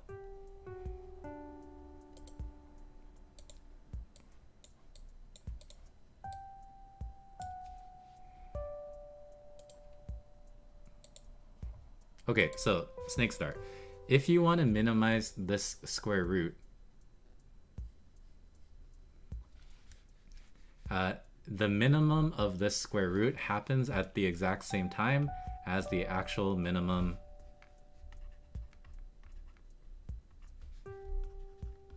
of the thing inside the square root. So you don't need to consider the square root. And then that's what they were saying here. To ease calculations, the minimum of the square root will happen at the minimum of the thing inside the square root, because, you know, that's just kind of that's a common sense thing. Does that make sense, Snakestar? Right? The smallest square root comes from the smallest number here. You can, but it's like, you know, it's a very particular thing. Oh man, RGBT spent channel points to play an ad. So wait, I don't even know how to play an ad. So I guess you got lucky. Is it a command /add?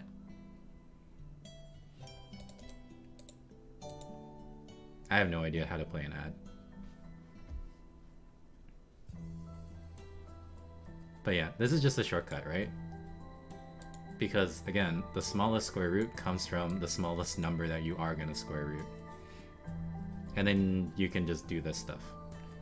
You buy certain things with points. So some people, I don't know what there is available. There's like a reminder. You can spend like 100 points to put a reminder in chat for me to drink water or to like fix my posture. Yeah, you just redeem stuff. Hats off to you. What does that do? Thanks, I guess. I don't have a hat to take off. Hold on. I need to fulfill RGBT's wish. So let me plug in my keyboard again.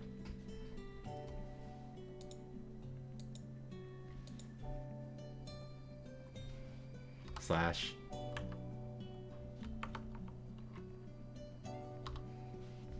Is it a command in the chat?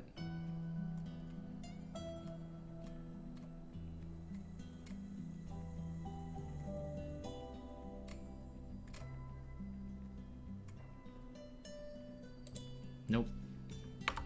Hydrate. Thanks. I do have some water here.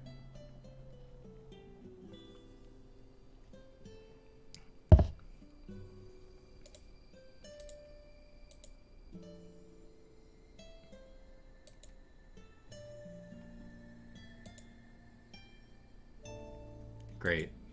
Antho Hospital? Or Ant Hospital?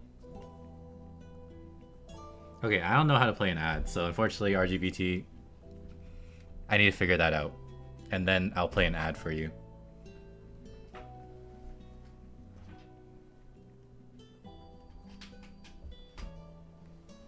Refund your points? I don't know how to do that. I don't even know if I'm allowed to refund points. Shouldn't there be like a big play ad button somewhere?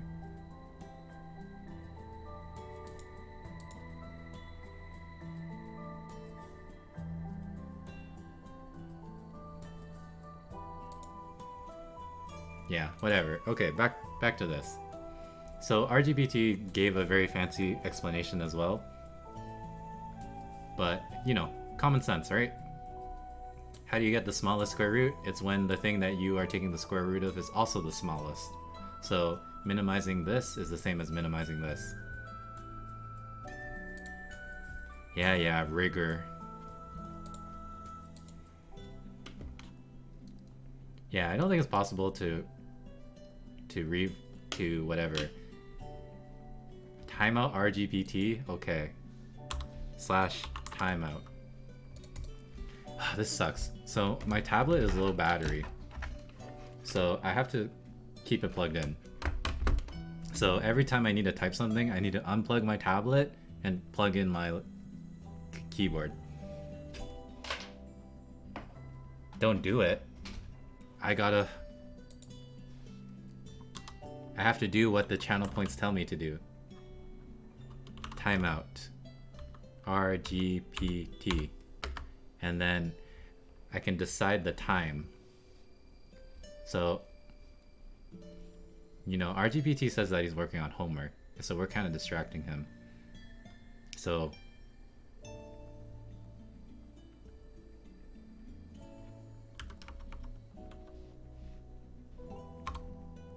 see you in 300 seconds.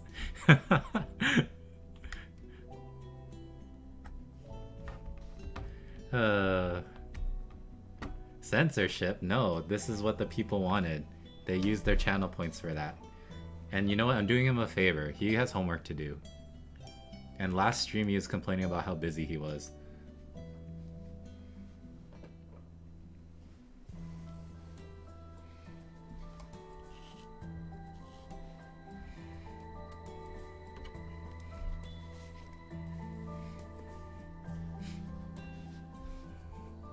Five minutes isn't that bad.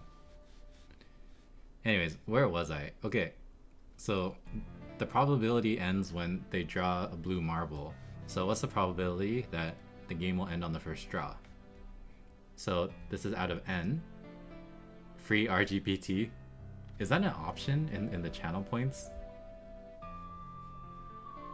Can you spend points to untimeout someone? I guess you can just choose the option to use your points to time out someone, and then you just say to untime out someone. For now, just if you want to time them out, then go ahead. But you gotta, essentially you gotta use that option to time out someone. And then just say that you want it to be untime out instead.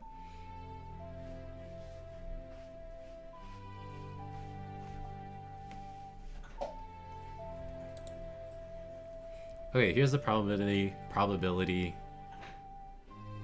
of getting a blue marble in the first draw, right? Okay, probability of the second draw means that your first draw, you don't get a blue marble. So there are n-2 non-blue marbles, and then we multiply that by the probability of getting a blue marble. So 2 out of n-1, because we're not replacing the marble. Okay, and then if there are 5 marbles, find the probability that the game will end on her 3rd draw. So that's 3 out of 5, right? Your first 2 marbles are non-blue, so there's 3, and then 2 out of 4, and then you draw the one of the 2 blue marbles, so this is 2 out of 3. Okay, so then this becomes, I think, 1 out of 5. And then 4th draw, same thing. So 3 out of 5, 2 out of 4, 1 out of 3. So then these are your first 3 marbles that aren't blue. And then 2 out of 2.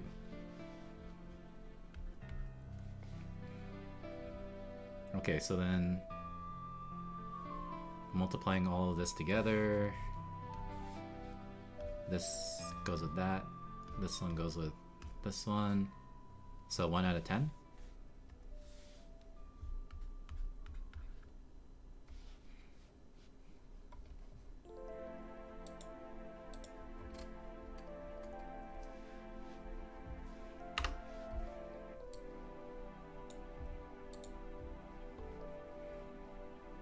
Isn't it sad, RGBT?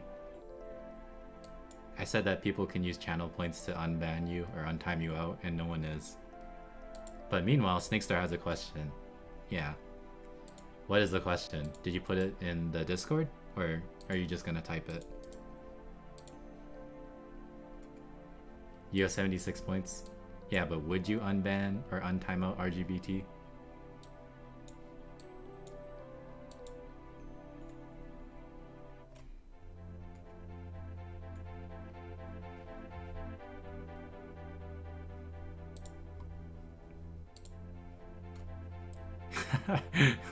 Oh my goodness.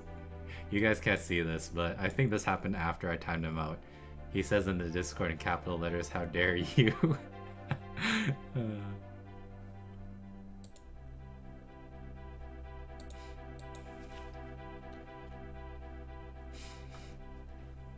RGP is typing in the Discord right now. I'm gonna just save points and then time out Jazz from here on out. Oh boy, you started a war.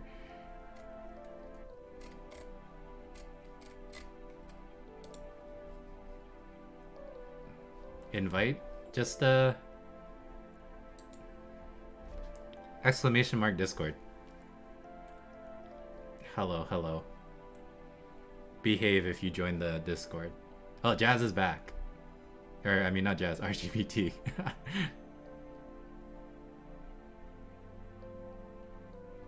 A window is in the shape of a rectangle with the same circle on top. Find the dimensions of the rectangular section of the window when the perimeter of the entire window is 4 meters and the area of the window is a maximum. Okay.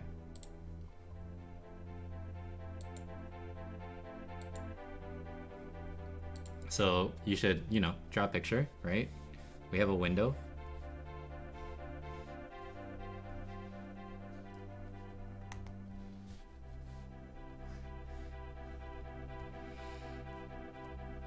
And then we know the entire window's perimeter is 4 meters, and we also know the area is a maximum.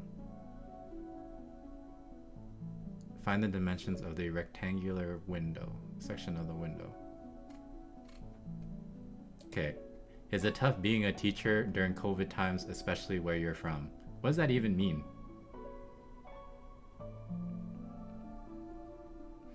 Yeah, less students bring me food, unfortunately, which is sad. But it's okay, you know. Alright, so then this is all you know. And then you also know certain things, alright? You know that the perimeter is 4 meters. And you also know that the area is maximized.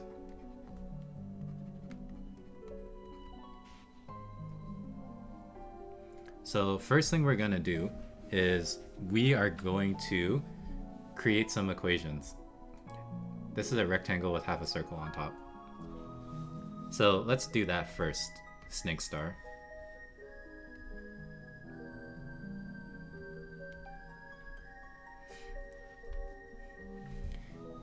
This is the radius of your semicircle, right? And then that means that the width of your rectangle is twice the radius, or the diameter of the circle. And then the height is independent of that, so then we'll need to use h. So far so good? Okay. So now let's make an equation knowing that the perimeter is 4 meters. So that means that h plus h plus 2r, so then that's the 3 sides of the rectangle here. Yes, and then this does include the semicircle. This is a calculus question. Right, and then this is half a circle, so it's half the circumference of the circle. So like what Mr. Goldilocks is saying, circumference of a circle is 2 pi r, so half of that circumference is half of 2 pi r, which is just pi r. So this is equal to 4. So let's just simplify this a little bit. So this says 2h plus, let's collect our r's together, so 2 plus pi r is equal to 4. So are you okay with this so far? We have this equation here.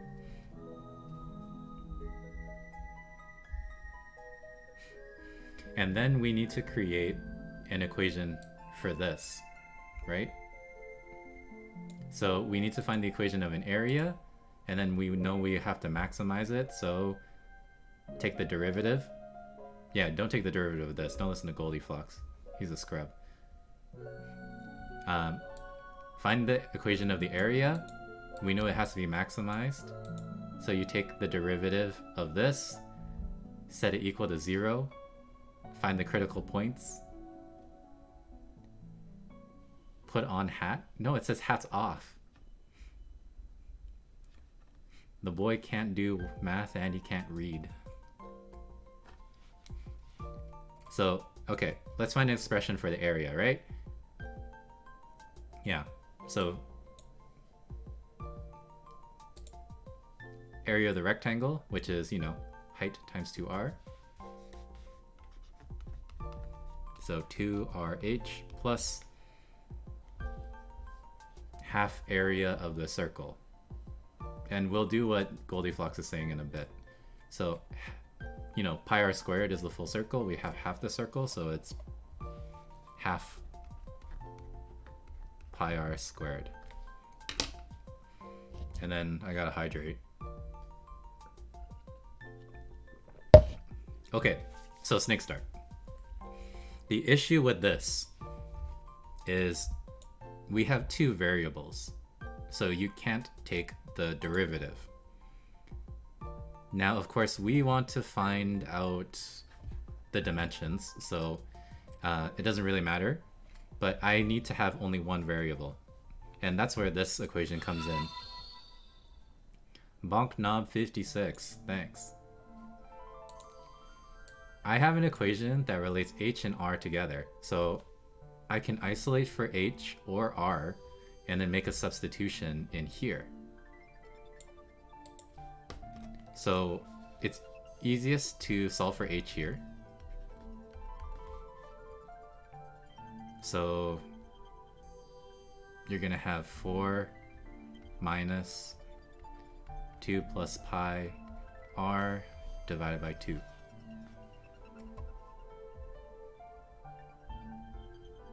And then we substitute in here. And then what happens is now your equation for area only has one variable. It's going to only have r's. And then you can take the derivative, set it equal to 0, solve for critical points, and then you know it's a maximum, right? So then afterwards you'll solve r. And then after you find r, you find h, and then you need to then state the dimensions of the rectangle. So can you take it from here?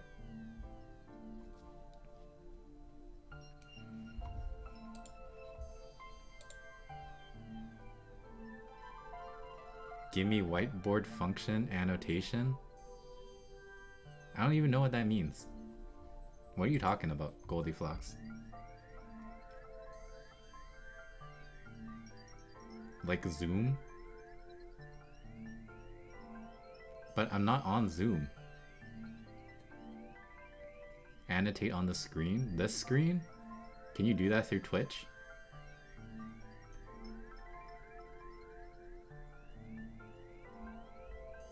I redeemed hats though. Where's my hats? Yeah, I did add rewards. Oh, stretch.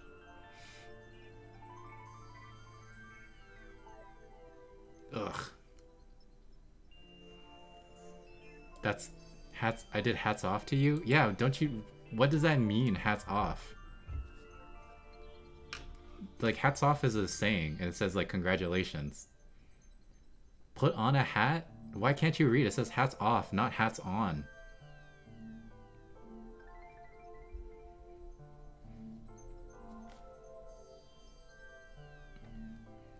Oh, the thing says, I put on a hat or a mask until someone makes me put on another one. How is that hats off?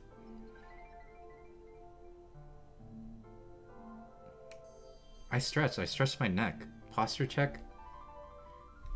Okay, I won't scam you. I guess I gotta put on a hat. Okay, give me a second. How's that a scam?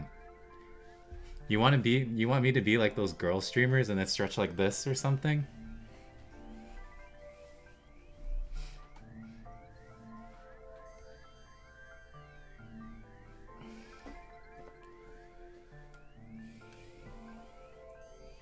No, I'm not gonna do that.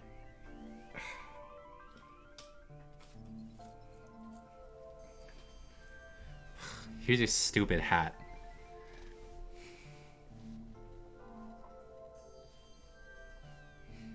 What's my OnlyFans account? I don't have one. No one would subscribe to me.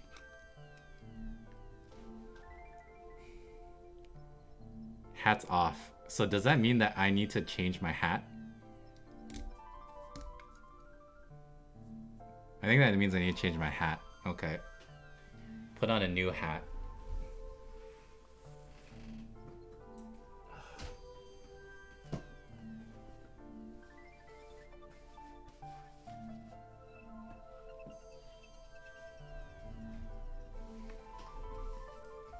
Here's a different hat.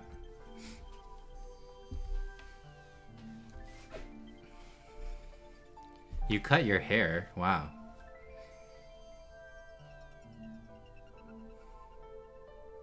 Scammed?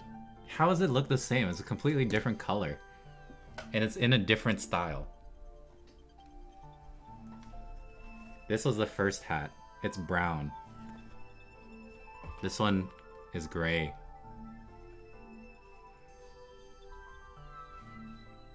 I'm not gonna answer that question because you have to spend channel points to find out.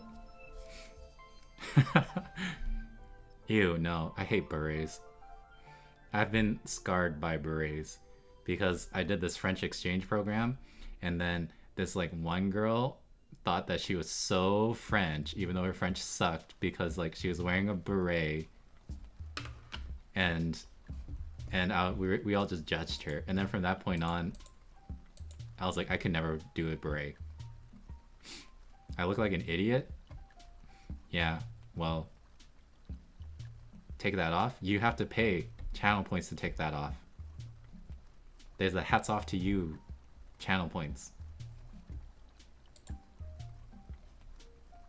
Alright, good luck, Snake Star. Let me know how it goes.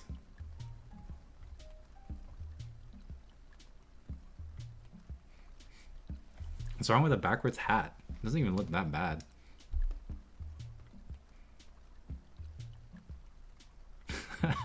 He's so mad. I bet he's triggered. Do I look like one of your dumb engineering students? Hey, Mr. RGPT, how do you... What's the definition of a derivative?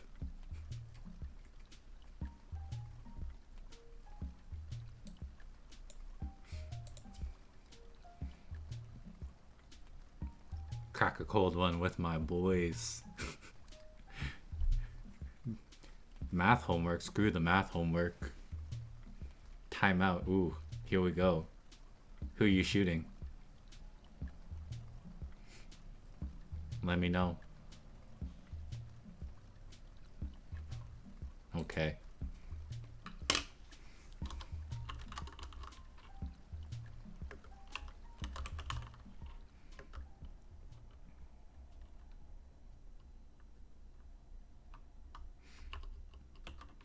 Yeah, focus for 5 minutes.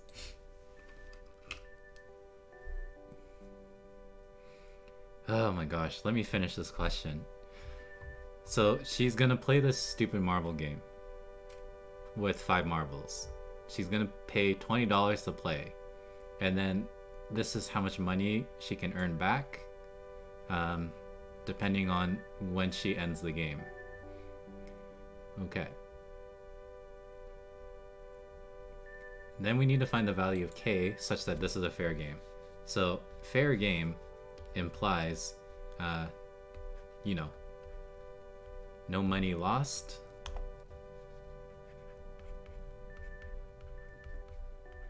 or gained. You lose as much as you win. So in other words, your expected value needs to be the same as how much you paid to play. So you should expect to win 20 bucks because you spent 20 bucks. Okay, so how do we do that? We need to multiply the probability of each situation with the payouts. So we already know 3 and 4. That was part B, 1 over 5 and 1 over 10.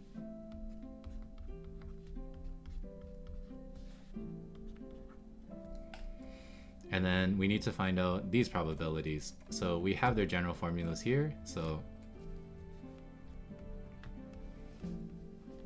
2 out of 5.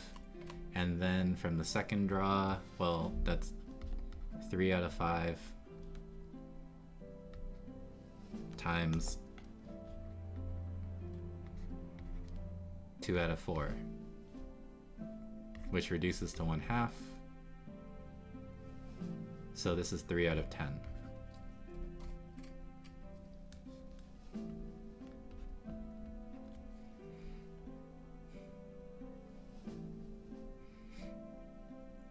Do I have to wear this hat until someone else does it, or is there a time limit? Because if there's no time limit, then that's too cheap, and I'm raising the price next time for this hat punishment. Alright, so let's multiply all of these probabilities with the payouts. So then we'll have 3 out of 10 times 20 plus 1 out of 5 times 8k, and then 1 out of 10 times 12k. And again, I know that this is equal to 20, and then we can solve for k. Okay, so here we go. What is this? This is 6. This is 8 over 5k. 12 over 10 is 6 over 5.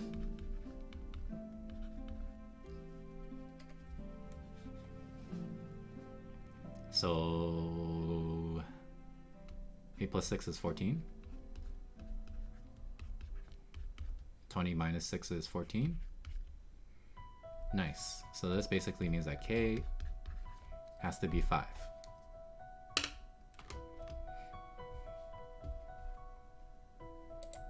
What's going on in here? More people joining my Discord.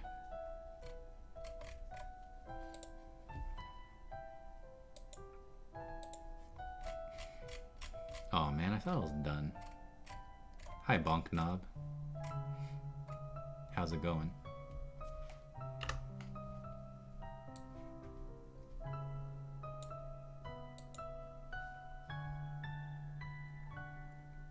Are numbers real?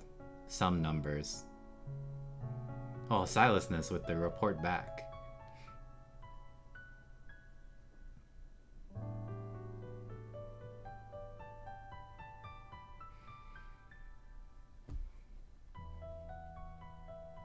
Like, do they not exist? What are you talking about?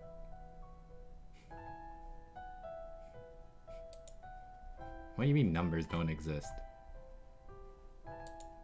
Are you doing theory of knowledge stuff?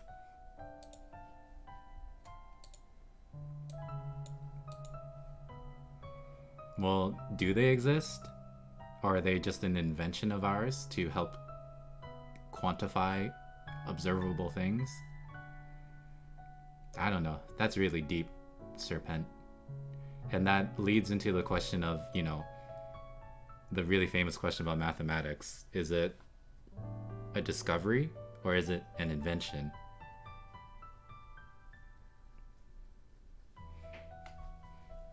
Right? Is math just already in our universe and then we just needed to invent a language to discover it and describe it? Or did we actually just invent math and all of this is just invented from us? Crazy. You tell me. There's people on both sides of the argument. And then there's also the dumb people that don't take sides and they're like centrists and they go, oh, it's a little bit of both. They're no fun.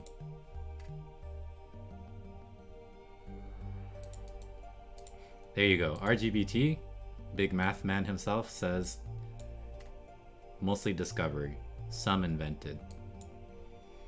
I think the language was invented, right? Like the symbols is invented, but you're using it to discover things about the universe. So I guess, you know, maybe the centrists are right, and it's a little bit of both. But again, this is an age-old question.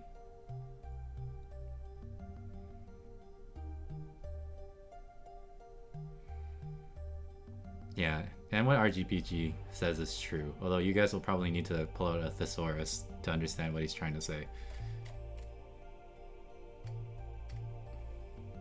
Guess and check, my favorite. Yeah, that's why I said you gotta pull out a thesaurus.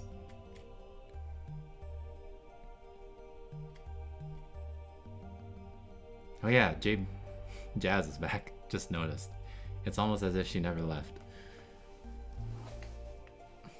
Somebody please let me know if I'm allowed to take off this hat, because I don't want to wear this hat.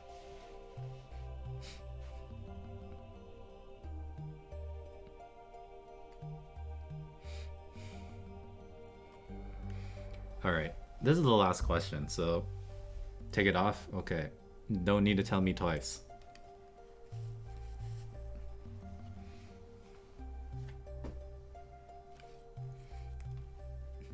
I don't get paid enough for this. Thank you, Serpent, for spending your channel points for that.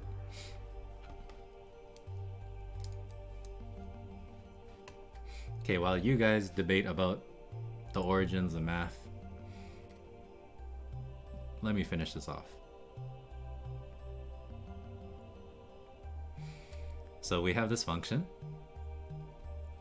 cubic, y-intercept of p, minimum point at q.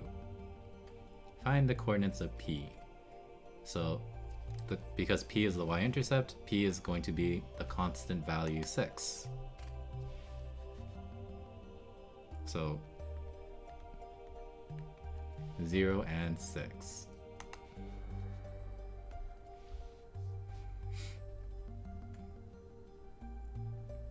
Oh, you know what's funny? There's that like meme about how like sociology and is like applied biology, biology is applied chemistry, chemistry is applied physics, and then physics is applied math. And then they took it one step further and they said that math is applied philosophy.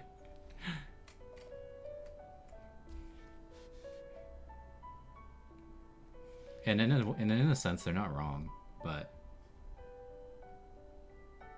I just find that funny. All right.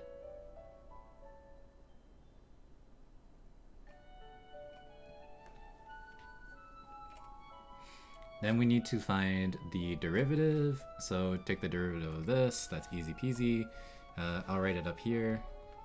3x squared minus 4x plus a.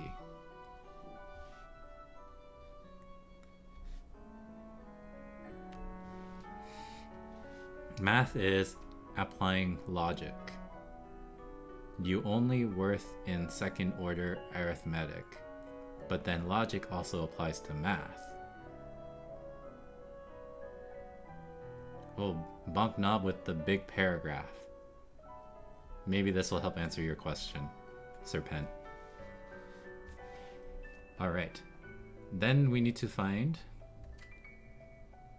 the equation of L in terms of A. So L is the tangent line at point P. So, because this is f prime, I need to find its actual value of the gradient at the x value of 0, but that just ends up being a, so that's my slope, or gradient. So the equation of L is y equals mx plus b, so that's ax plus 6.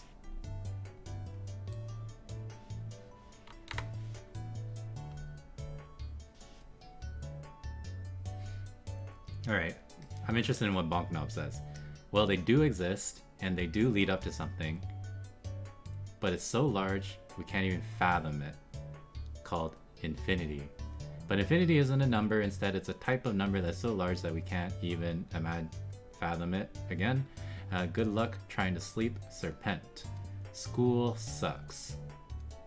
Vincent, in with the controversial take. Can we delete it?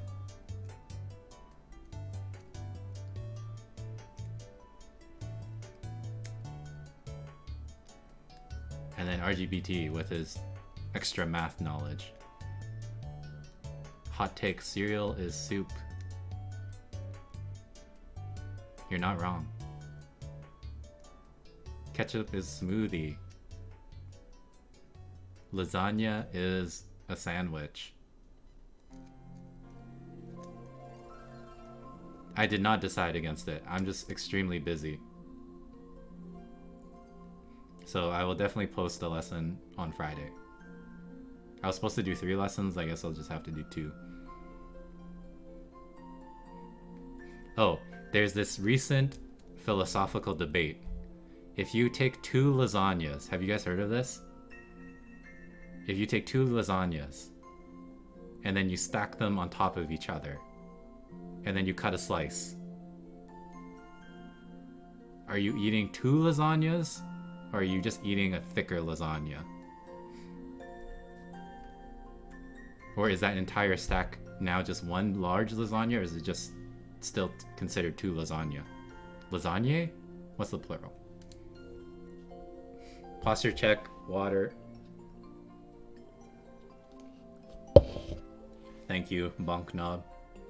Philosophical debate. Is a taco a sandwich? If you fold a pizza in half, is it a sandwich?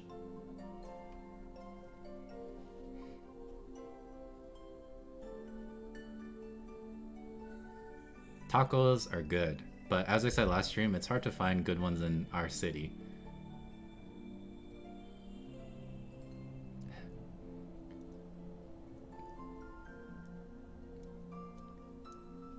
I think you're going crazy, Serpent, with all of this TOK stuff.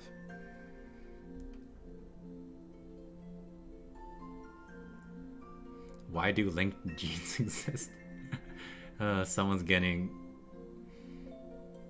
wrecked by biology right now.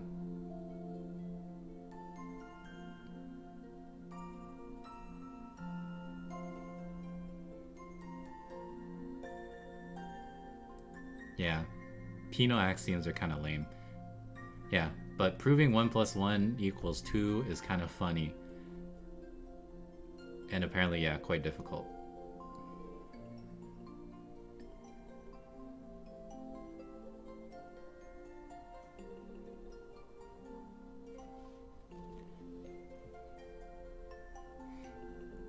Oh, Vincent, join the Discord, where you guys can continue your chats.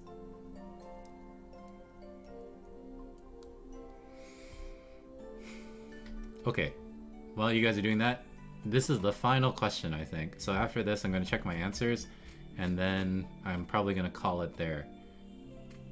So f has a local minimum at q. We also know that the line passes through there as well. Thus, we need to find the value of a. Okay.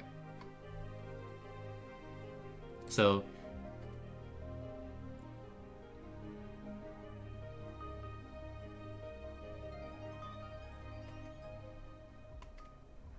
we know it's a minimum, so that's related to this being equal to 0.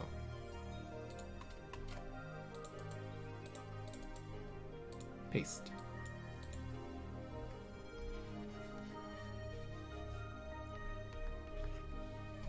So this thing is equal to 0.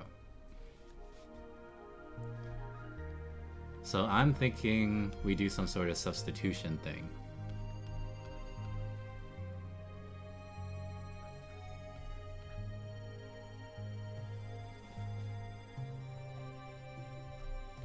But maybe I'm wrong. This seems like a semi-difficult question, especially at this time of the night where my brain is not in the best of shape.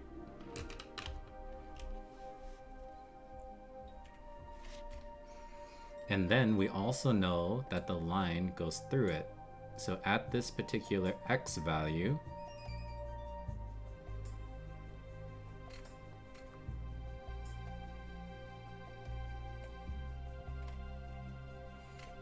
I know I have to equate two things together.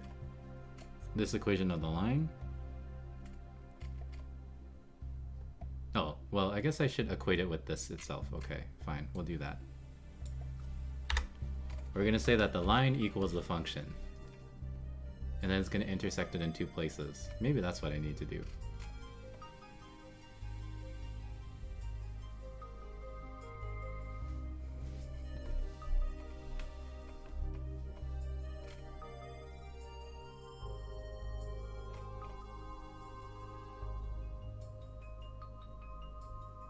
But then what is the point of telling me it's a minimum?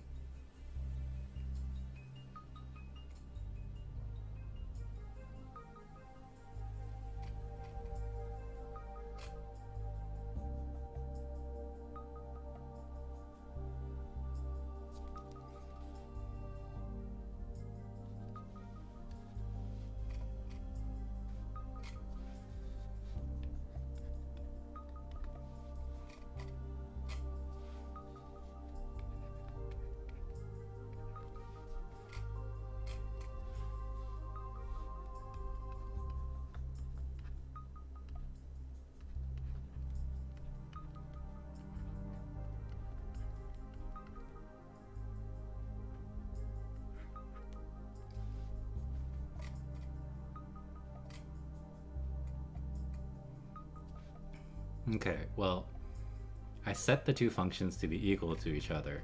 So if I were to solve this equation, I should get the x coordinates of p and q. So let's start there. So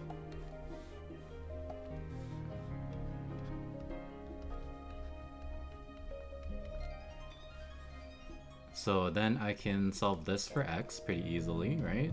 Just factor out the x squared. Here we go. Okay, so the solutions to where the two intersect, the line and the function itself, are at 0 and 2. So clearly 0 is the x value of p, and q has an x value of 2. And then we need to find the value of a, so this is where the fact about it being a minimum comes in. So Bob Nav has asked me a question, so let me finish this off real quick and then I'll get to it. So now we use the fact that it's a minimum, because that says that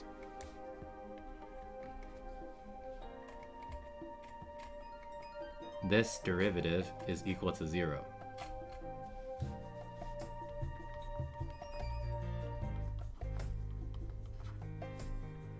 And this is at an x value of 2, so then I can plug in 2 and then I can find out what a is. So that's 3 times 4 minus 8 plus a equals 0. So a is -4. Then I'm done. Nice. And I think I'm done the paper. End of paper. Sick. Okay. So I'm gonna answer Bonknov's question and then check my answers. Okay, let's see. I need help finding the number, and then I'm dividing this equation. N factorial over 15 to the power 3 is equal to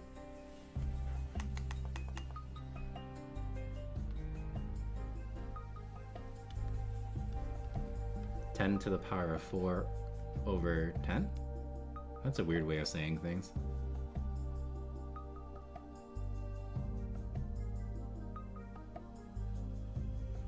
Yeah, what do you know? What's your background knowledge on this, Bonknov?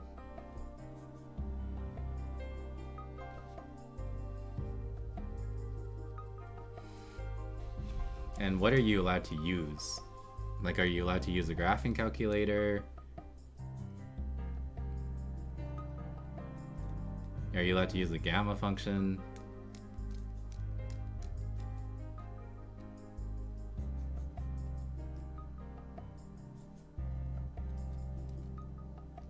I'm assuming that this isn't right. This is probably 4 over 10. The exponent's 4 over 10.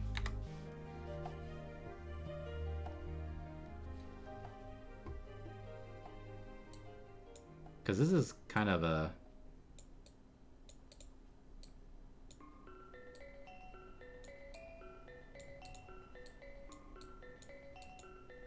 But even then, saying it as 4 over 10 is really weird.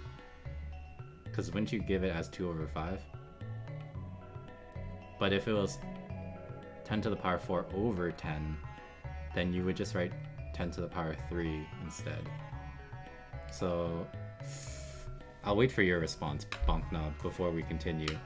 Because depending on where you're at, it might be beyond my ability, but that's why we have our local math superstar RGBT to come in and fill in the gaps that I leave behind.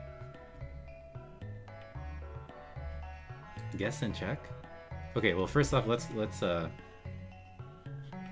clarify something. Is this what you're trying to say? Or is this what you're trying to say?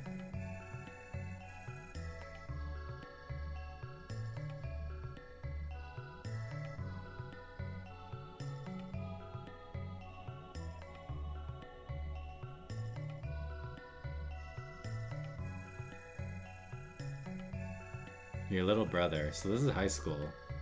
So he knows like basic stuff like tan cosine.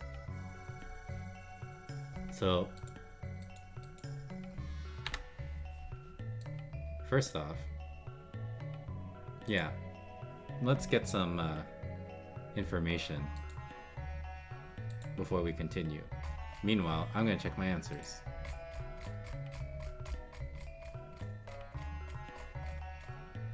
First option, okay.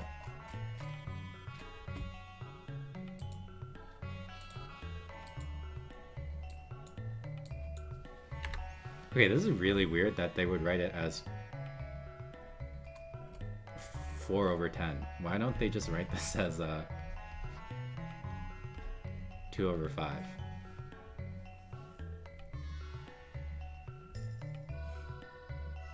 Yeah, there's not really a nice way of doing this, to be honest. I mean, of course, you're essentially solving this. You're trying to find an n factorial that is equal to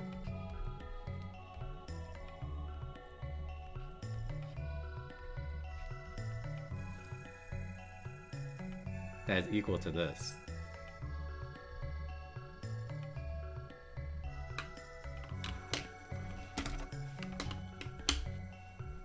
And that's pretty difficult to solve, to be honest, because n factorial is, you know, n times n minus 1 times n minus 2.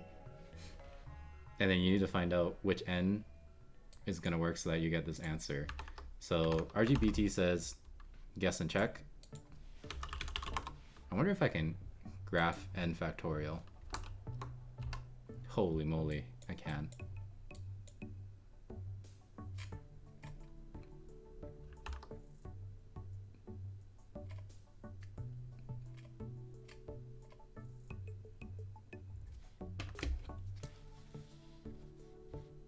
wait, 10 to the power of 4 minus 15? Or 10 to the power of 4 minus 15 up here?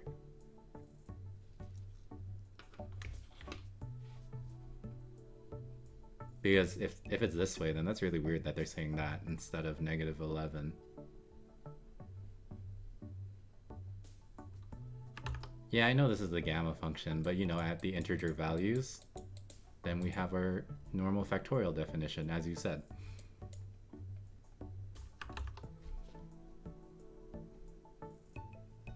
This one? Okay, so hold on, let's see this.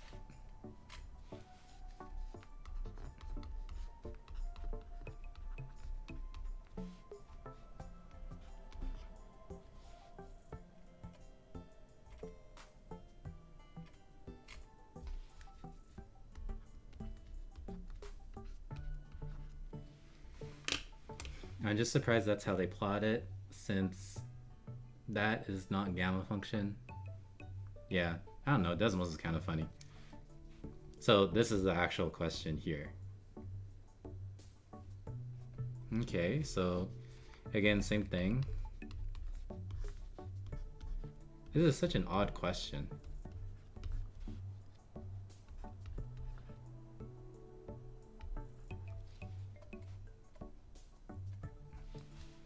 I wonder if there's some kind of meaning behind it besides guess and check. So we multiply the 15 to the power 3 over, and then maybe something happens when we multiply this in. I don't know.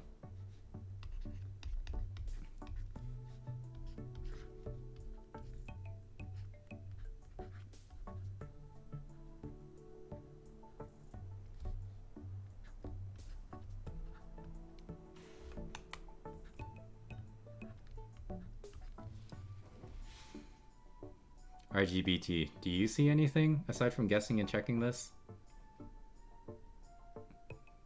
I don't see how this gets us any closer.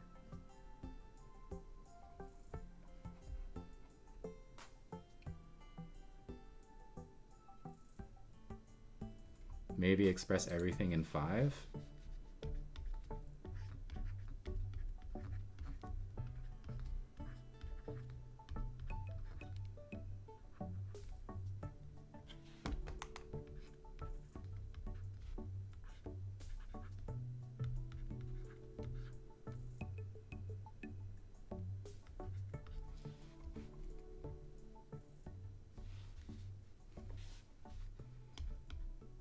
See what you can factor out.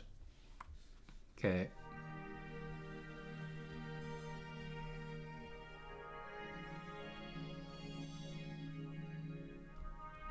So you can factor out what?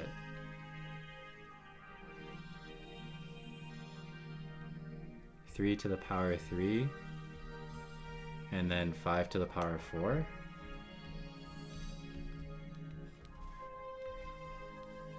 Yeah, I don't know where this is going. So what is this? 2 to the power 4, 5 to the power 4, minus 1?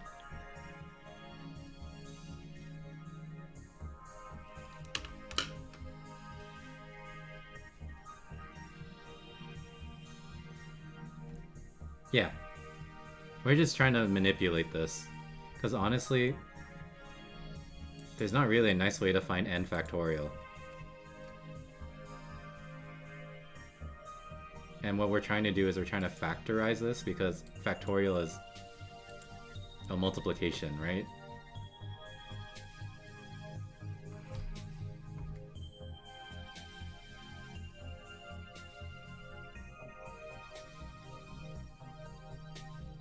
And like this is what? Difference of squares? But does that even do anything?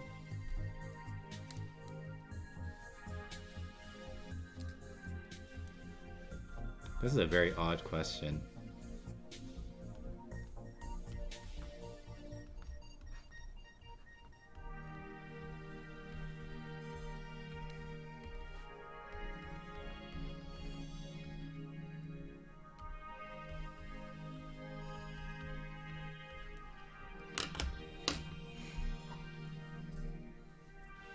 I don't see how this helps us.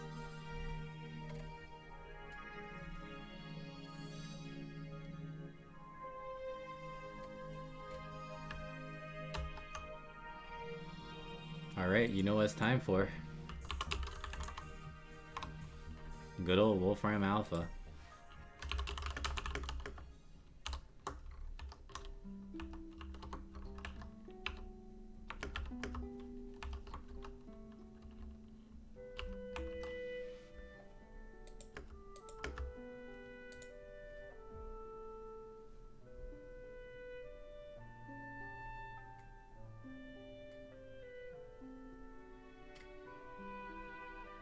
Okay, so I don't know what's going on, Nov, but if this is actually the correct answer, or the correct question right here, solve for n, Wolfram says it's not even an integer number. I don't even know how they calculate this. This is probably just some weird approximation using whatever. Yeah, Bonk, what's going on? This question's whack.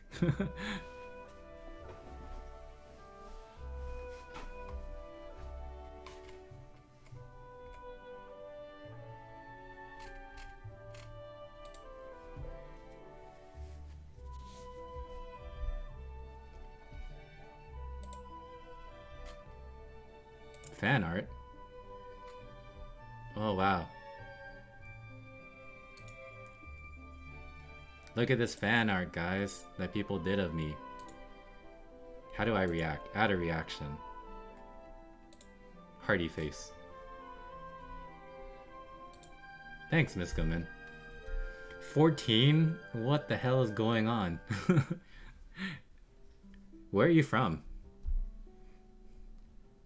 That your 14-year-old brother is getting wild questions like this.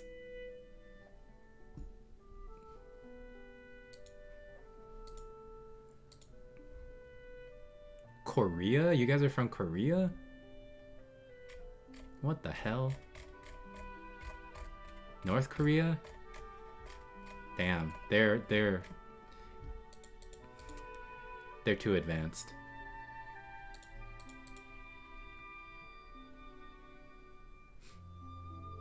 Okay, mark scheme.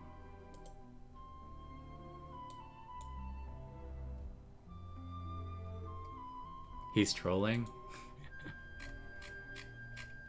I mean, if you couldn't tell from his question. I mean, we gave it an honest... Time him out?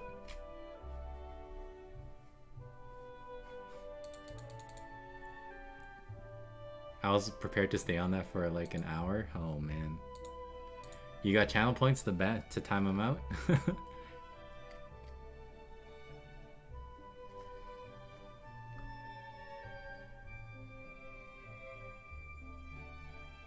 Your brother is blasting through the grades.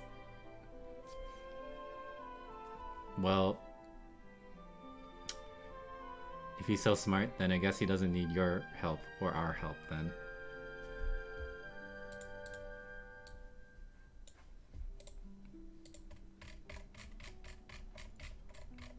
Because it seems like there's no algebraic solution to that question, and then you can only use analytical methods and approximations.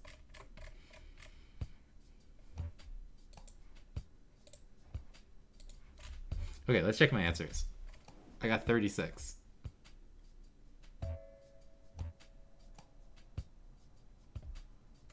And then 36 pi minus 36, so 36.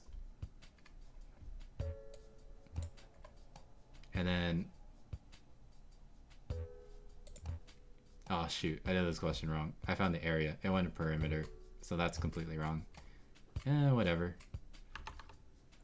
1 in perimeter. Okay, 3, 5, and then 1. Easy peasy.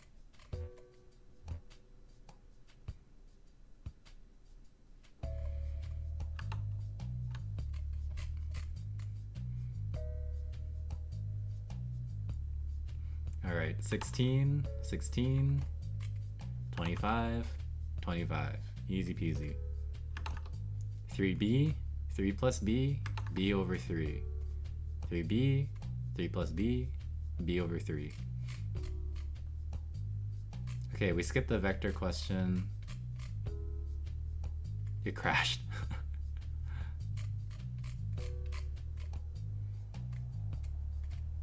Okay, area of 2. Area of 2.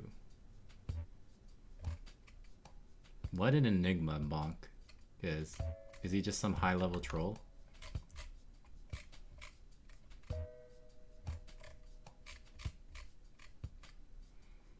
(17 over 81, 17 over 81). Okay, -1, 5, and 3.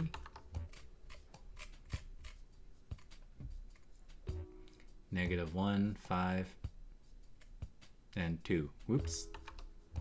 That should be at 2. That messes up the rest of this. Oh well, follow through marks. Everything's fine. What?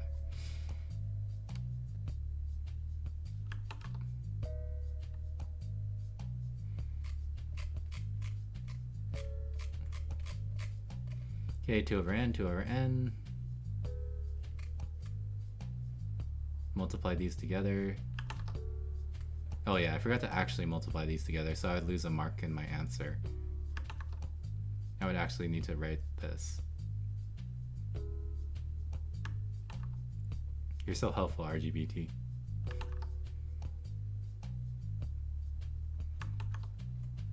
And then 1 over 5, 1 over 10. 1 over 5, 1 over 10. K is 5. K is 5.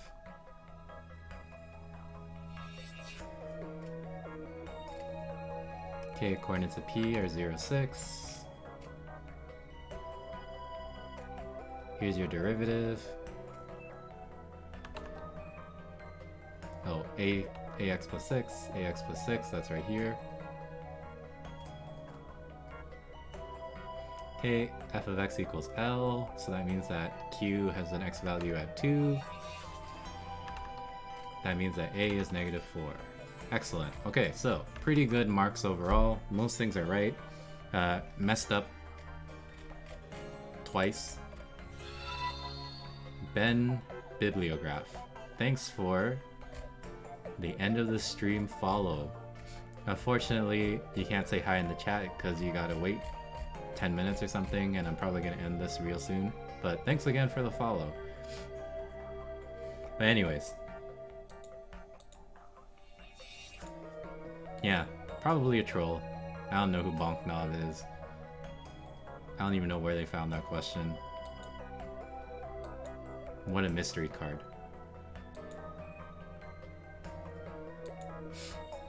Alright, yes, it has been 3 hours. I have been streaming for exactly 3 hours and 1 minute as of 2 seconds ago.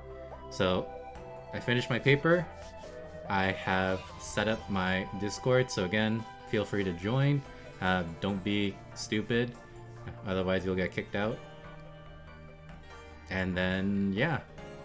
Thanks for using your channel points, I guess. Thanks for watching, guys. Have a good night, and then I'll see you on Sunday. And good luck, everyone, on any tests that you have.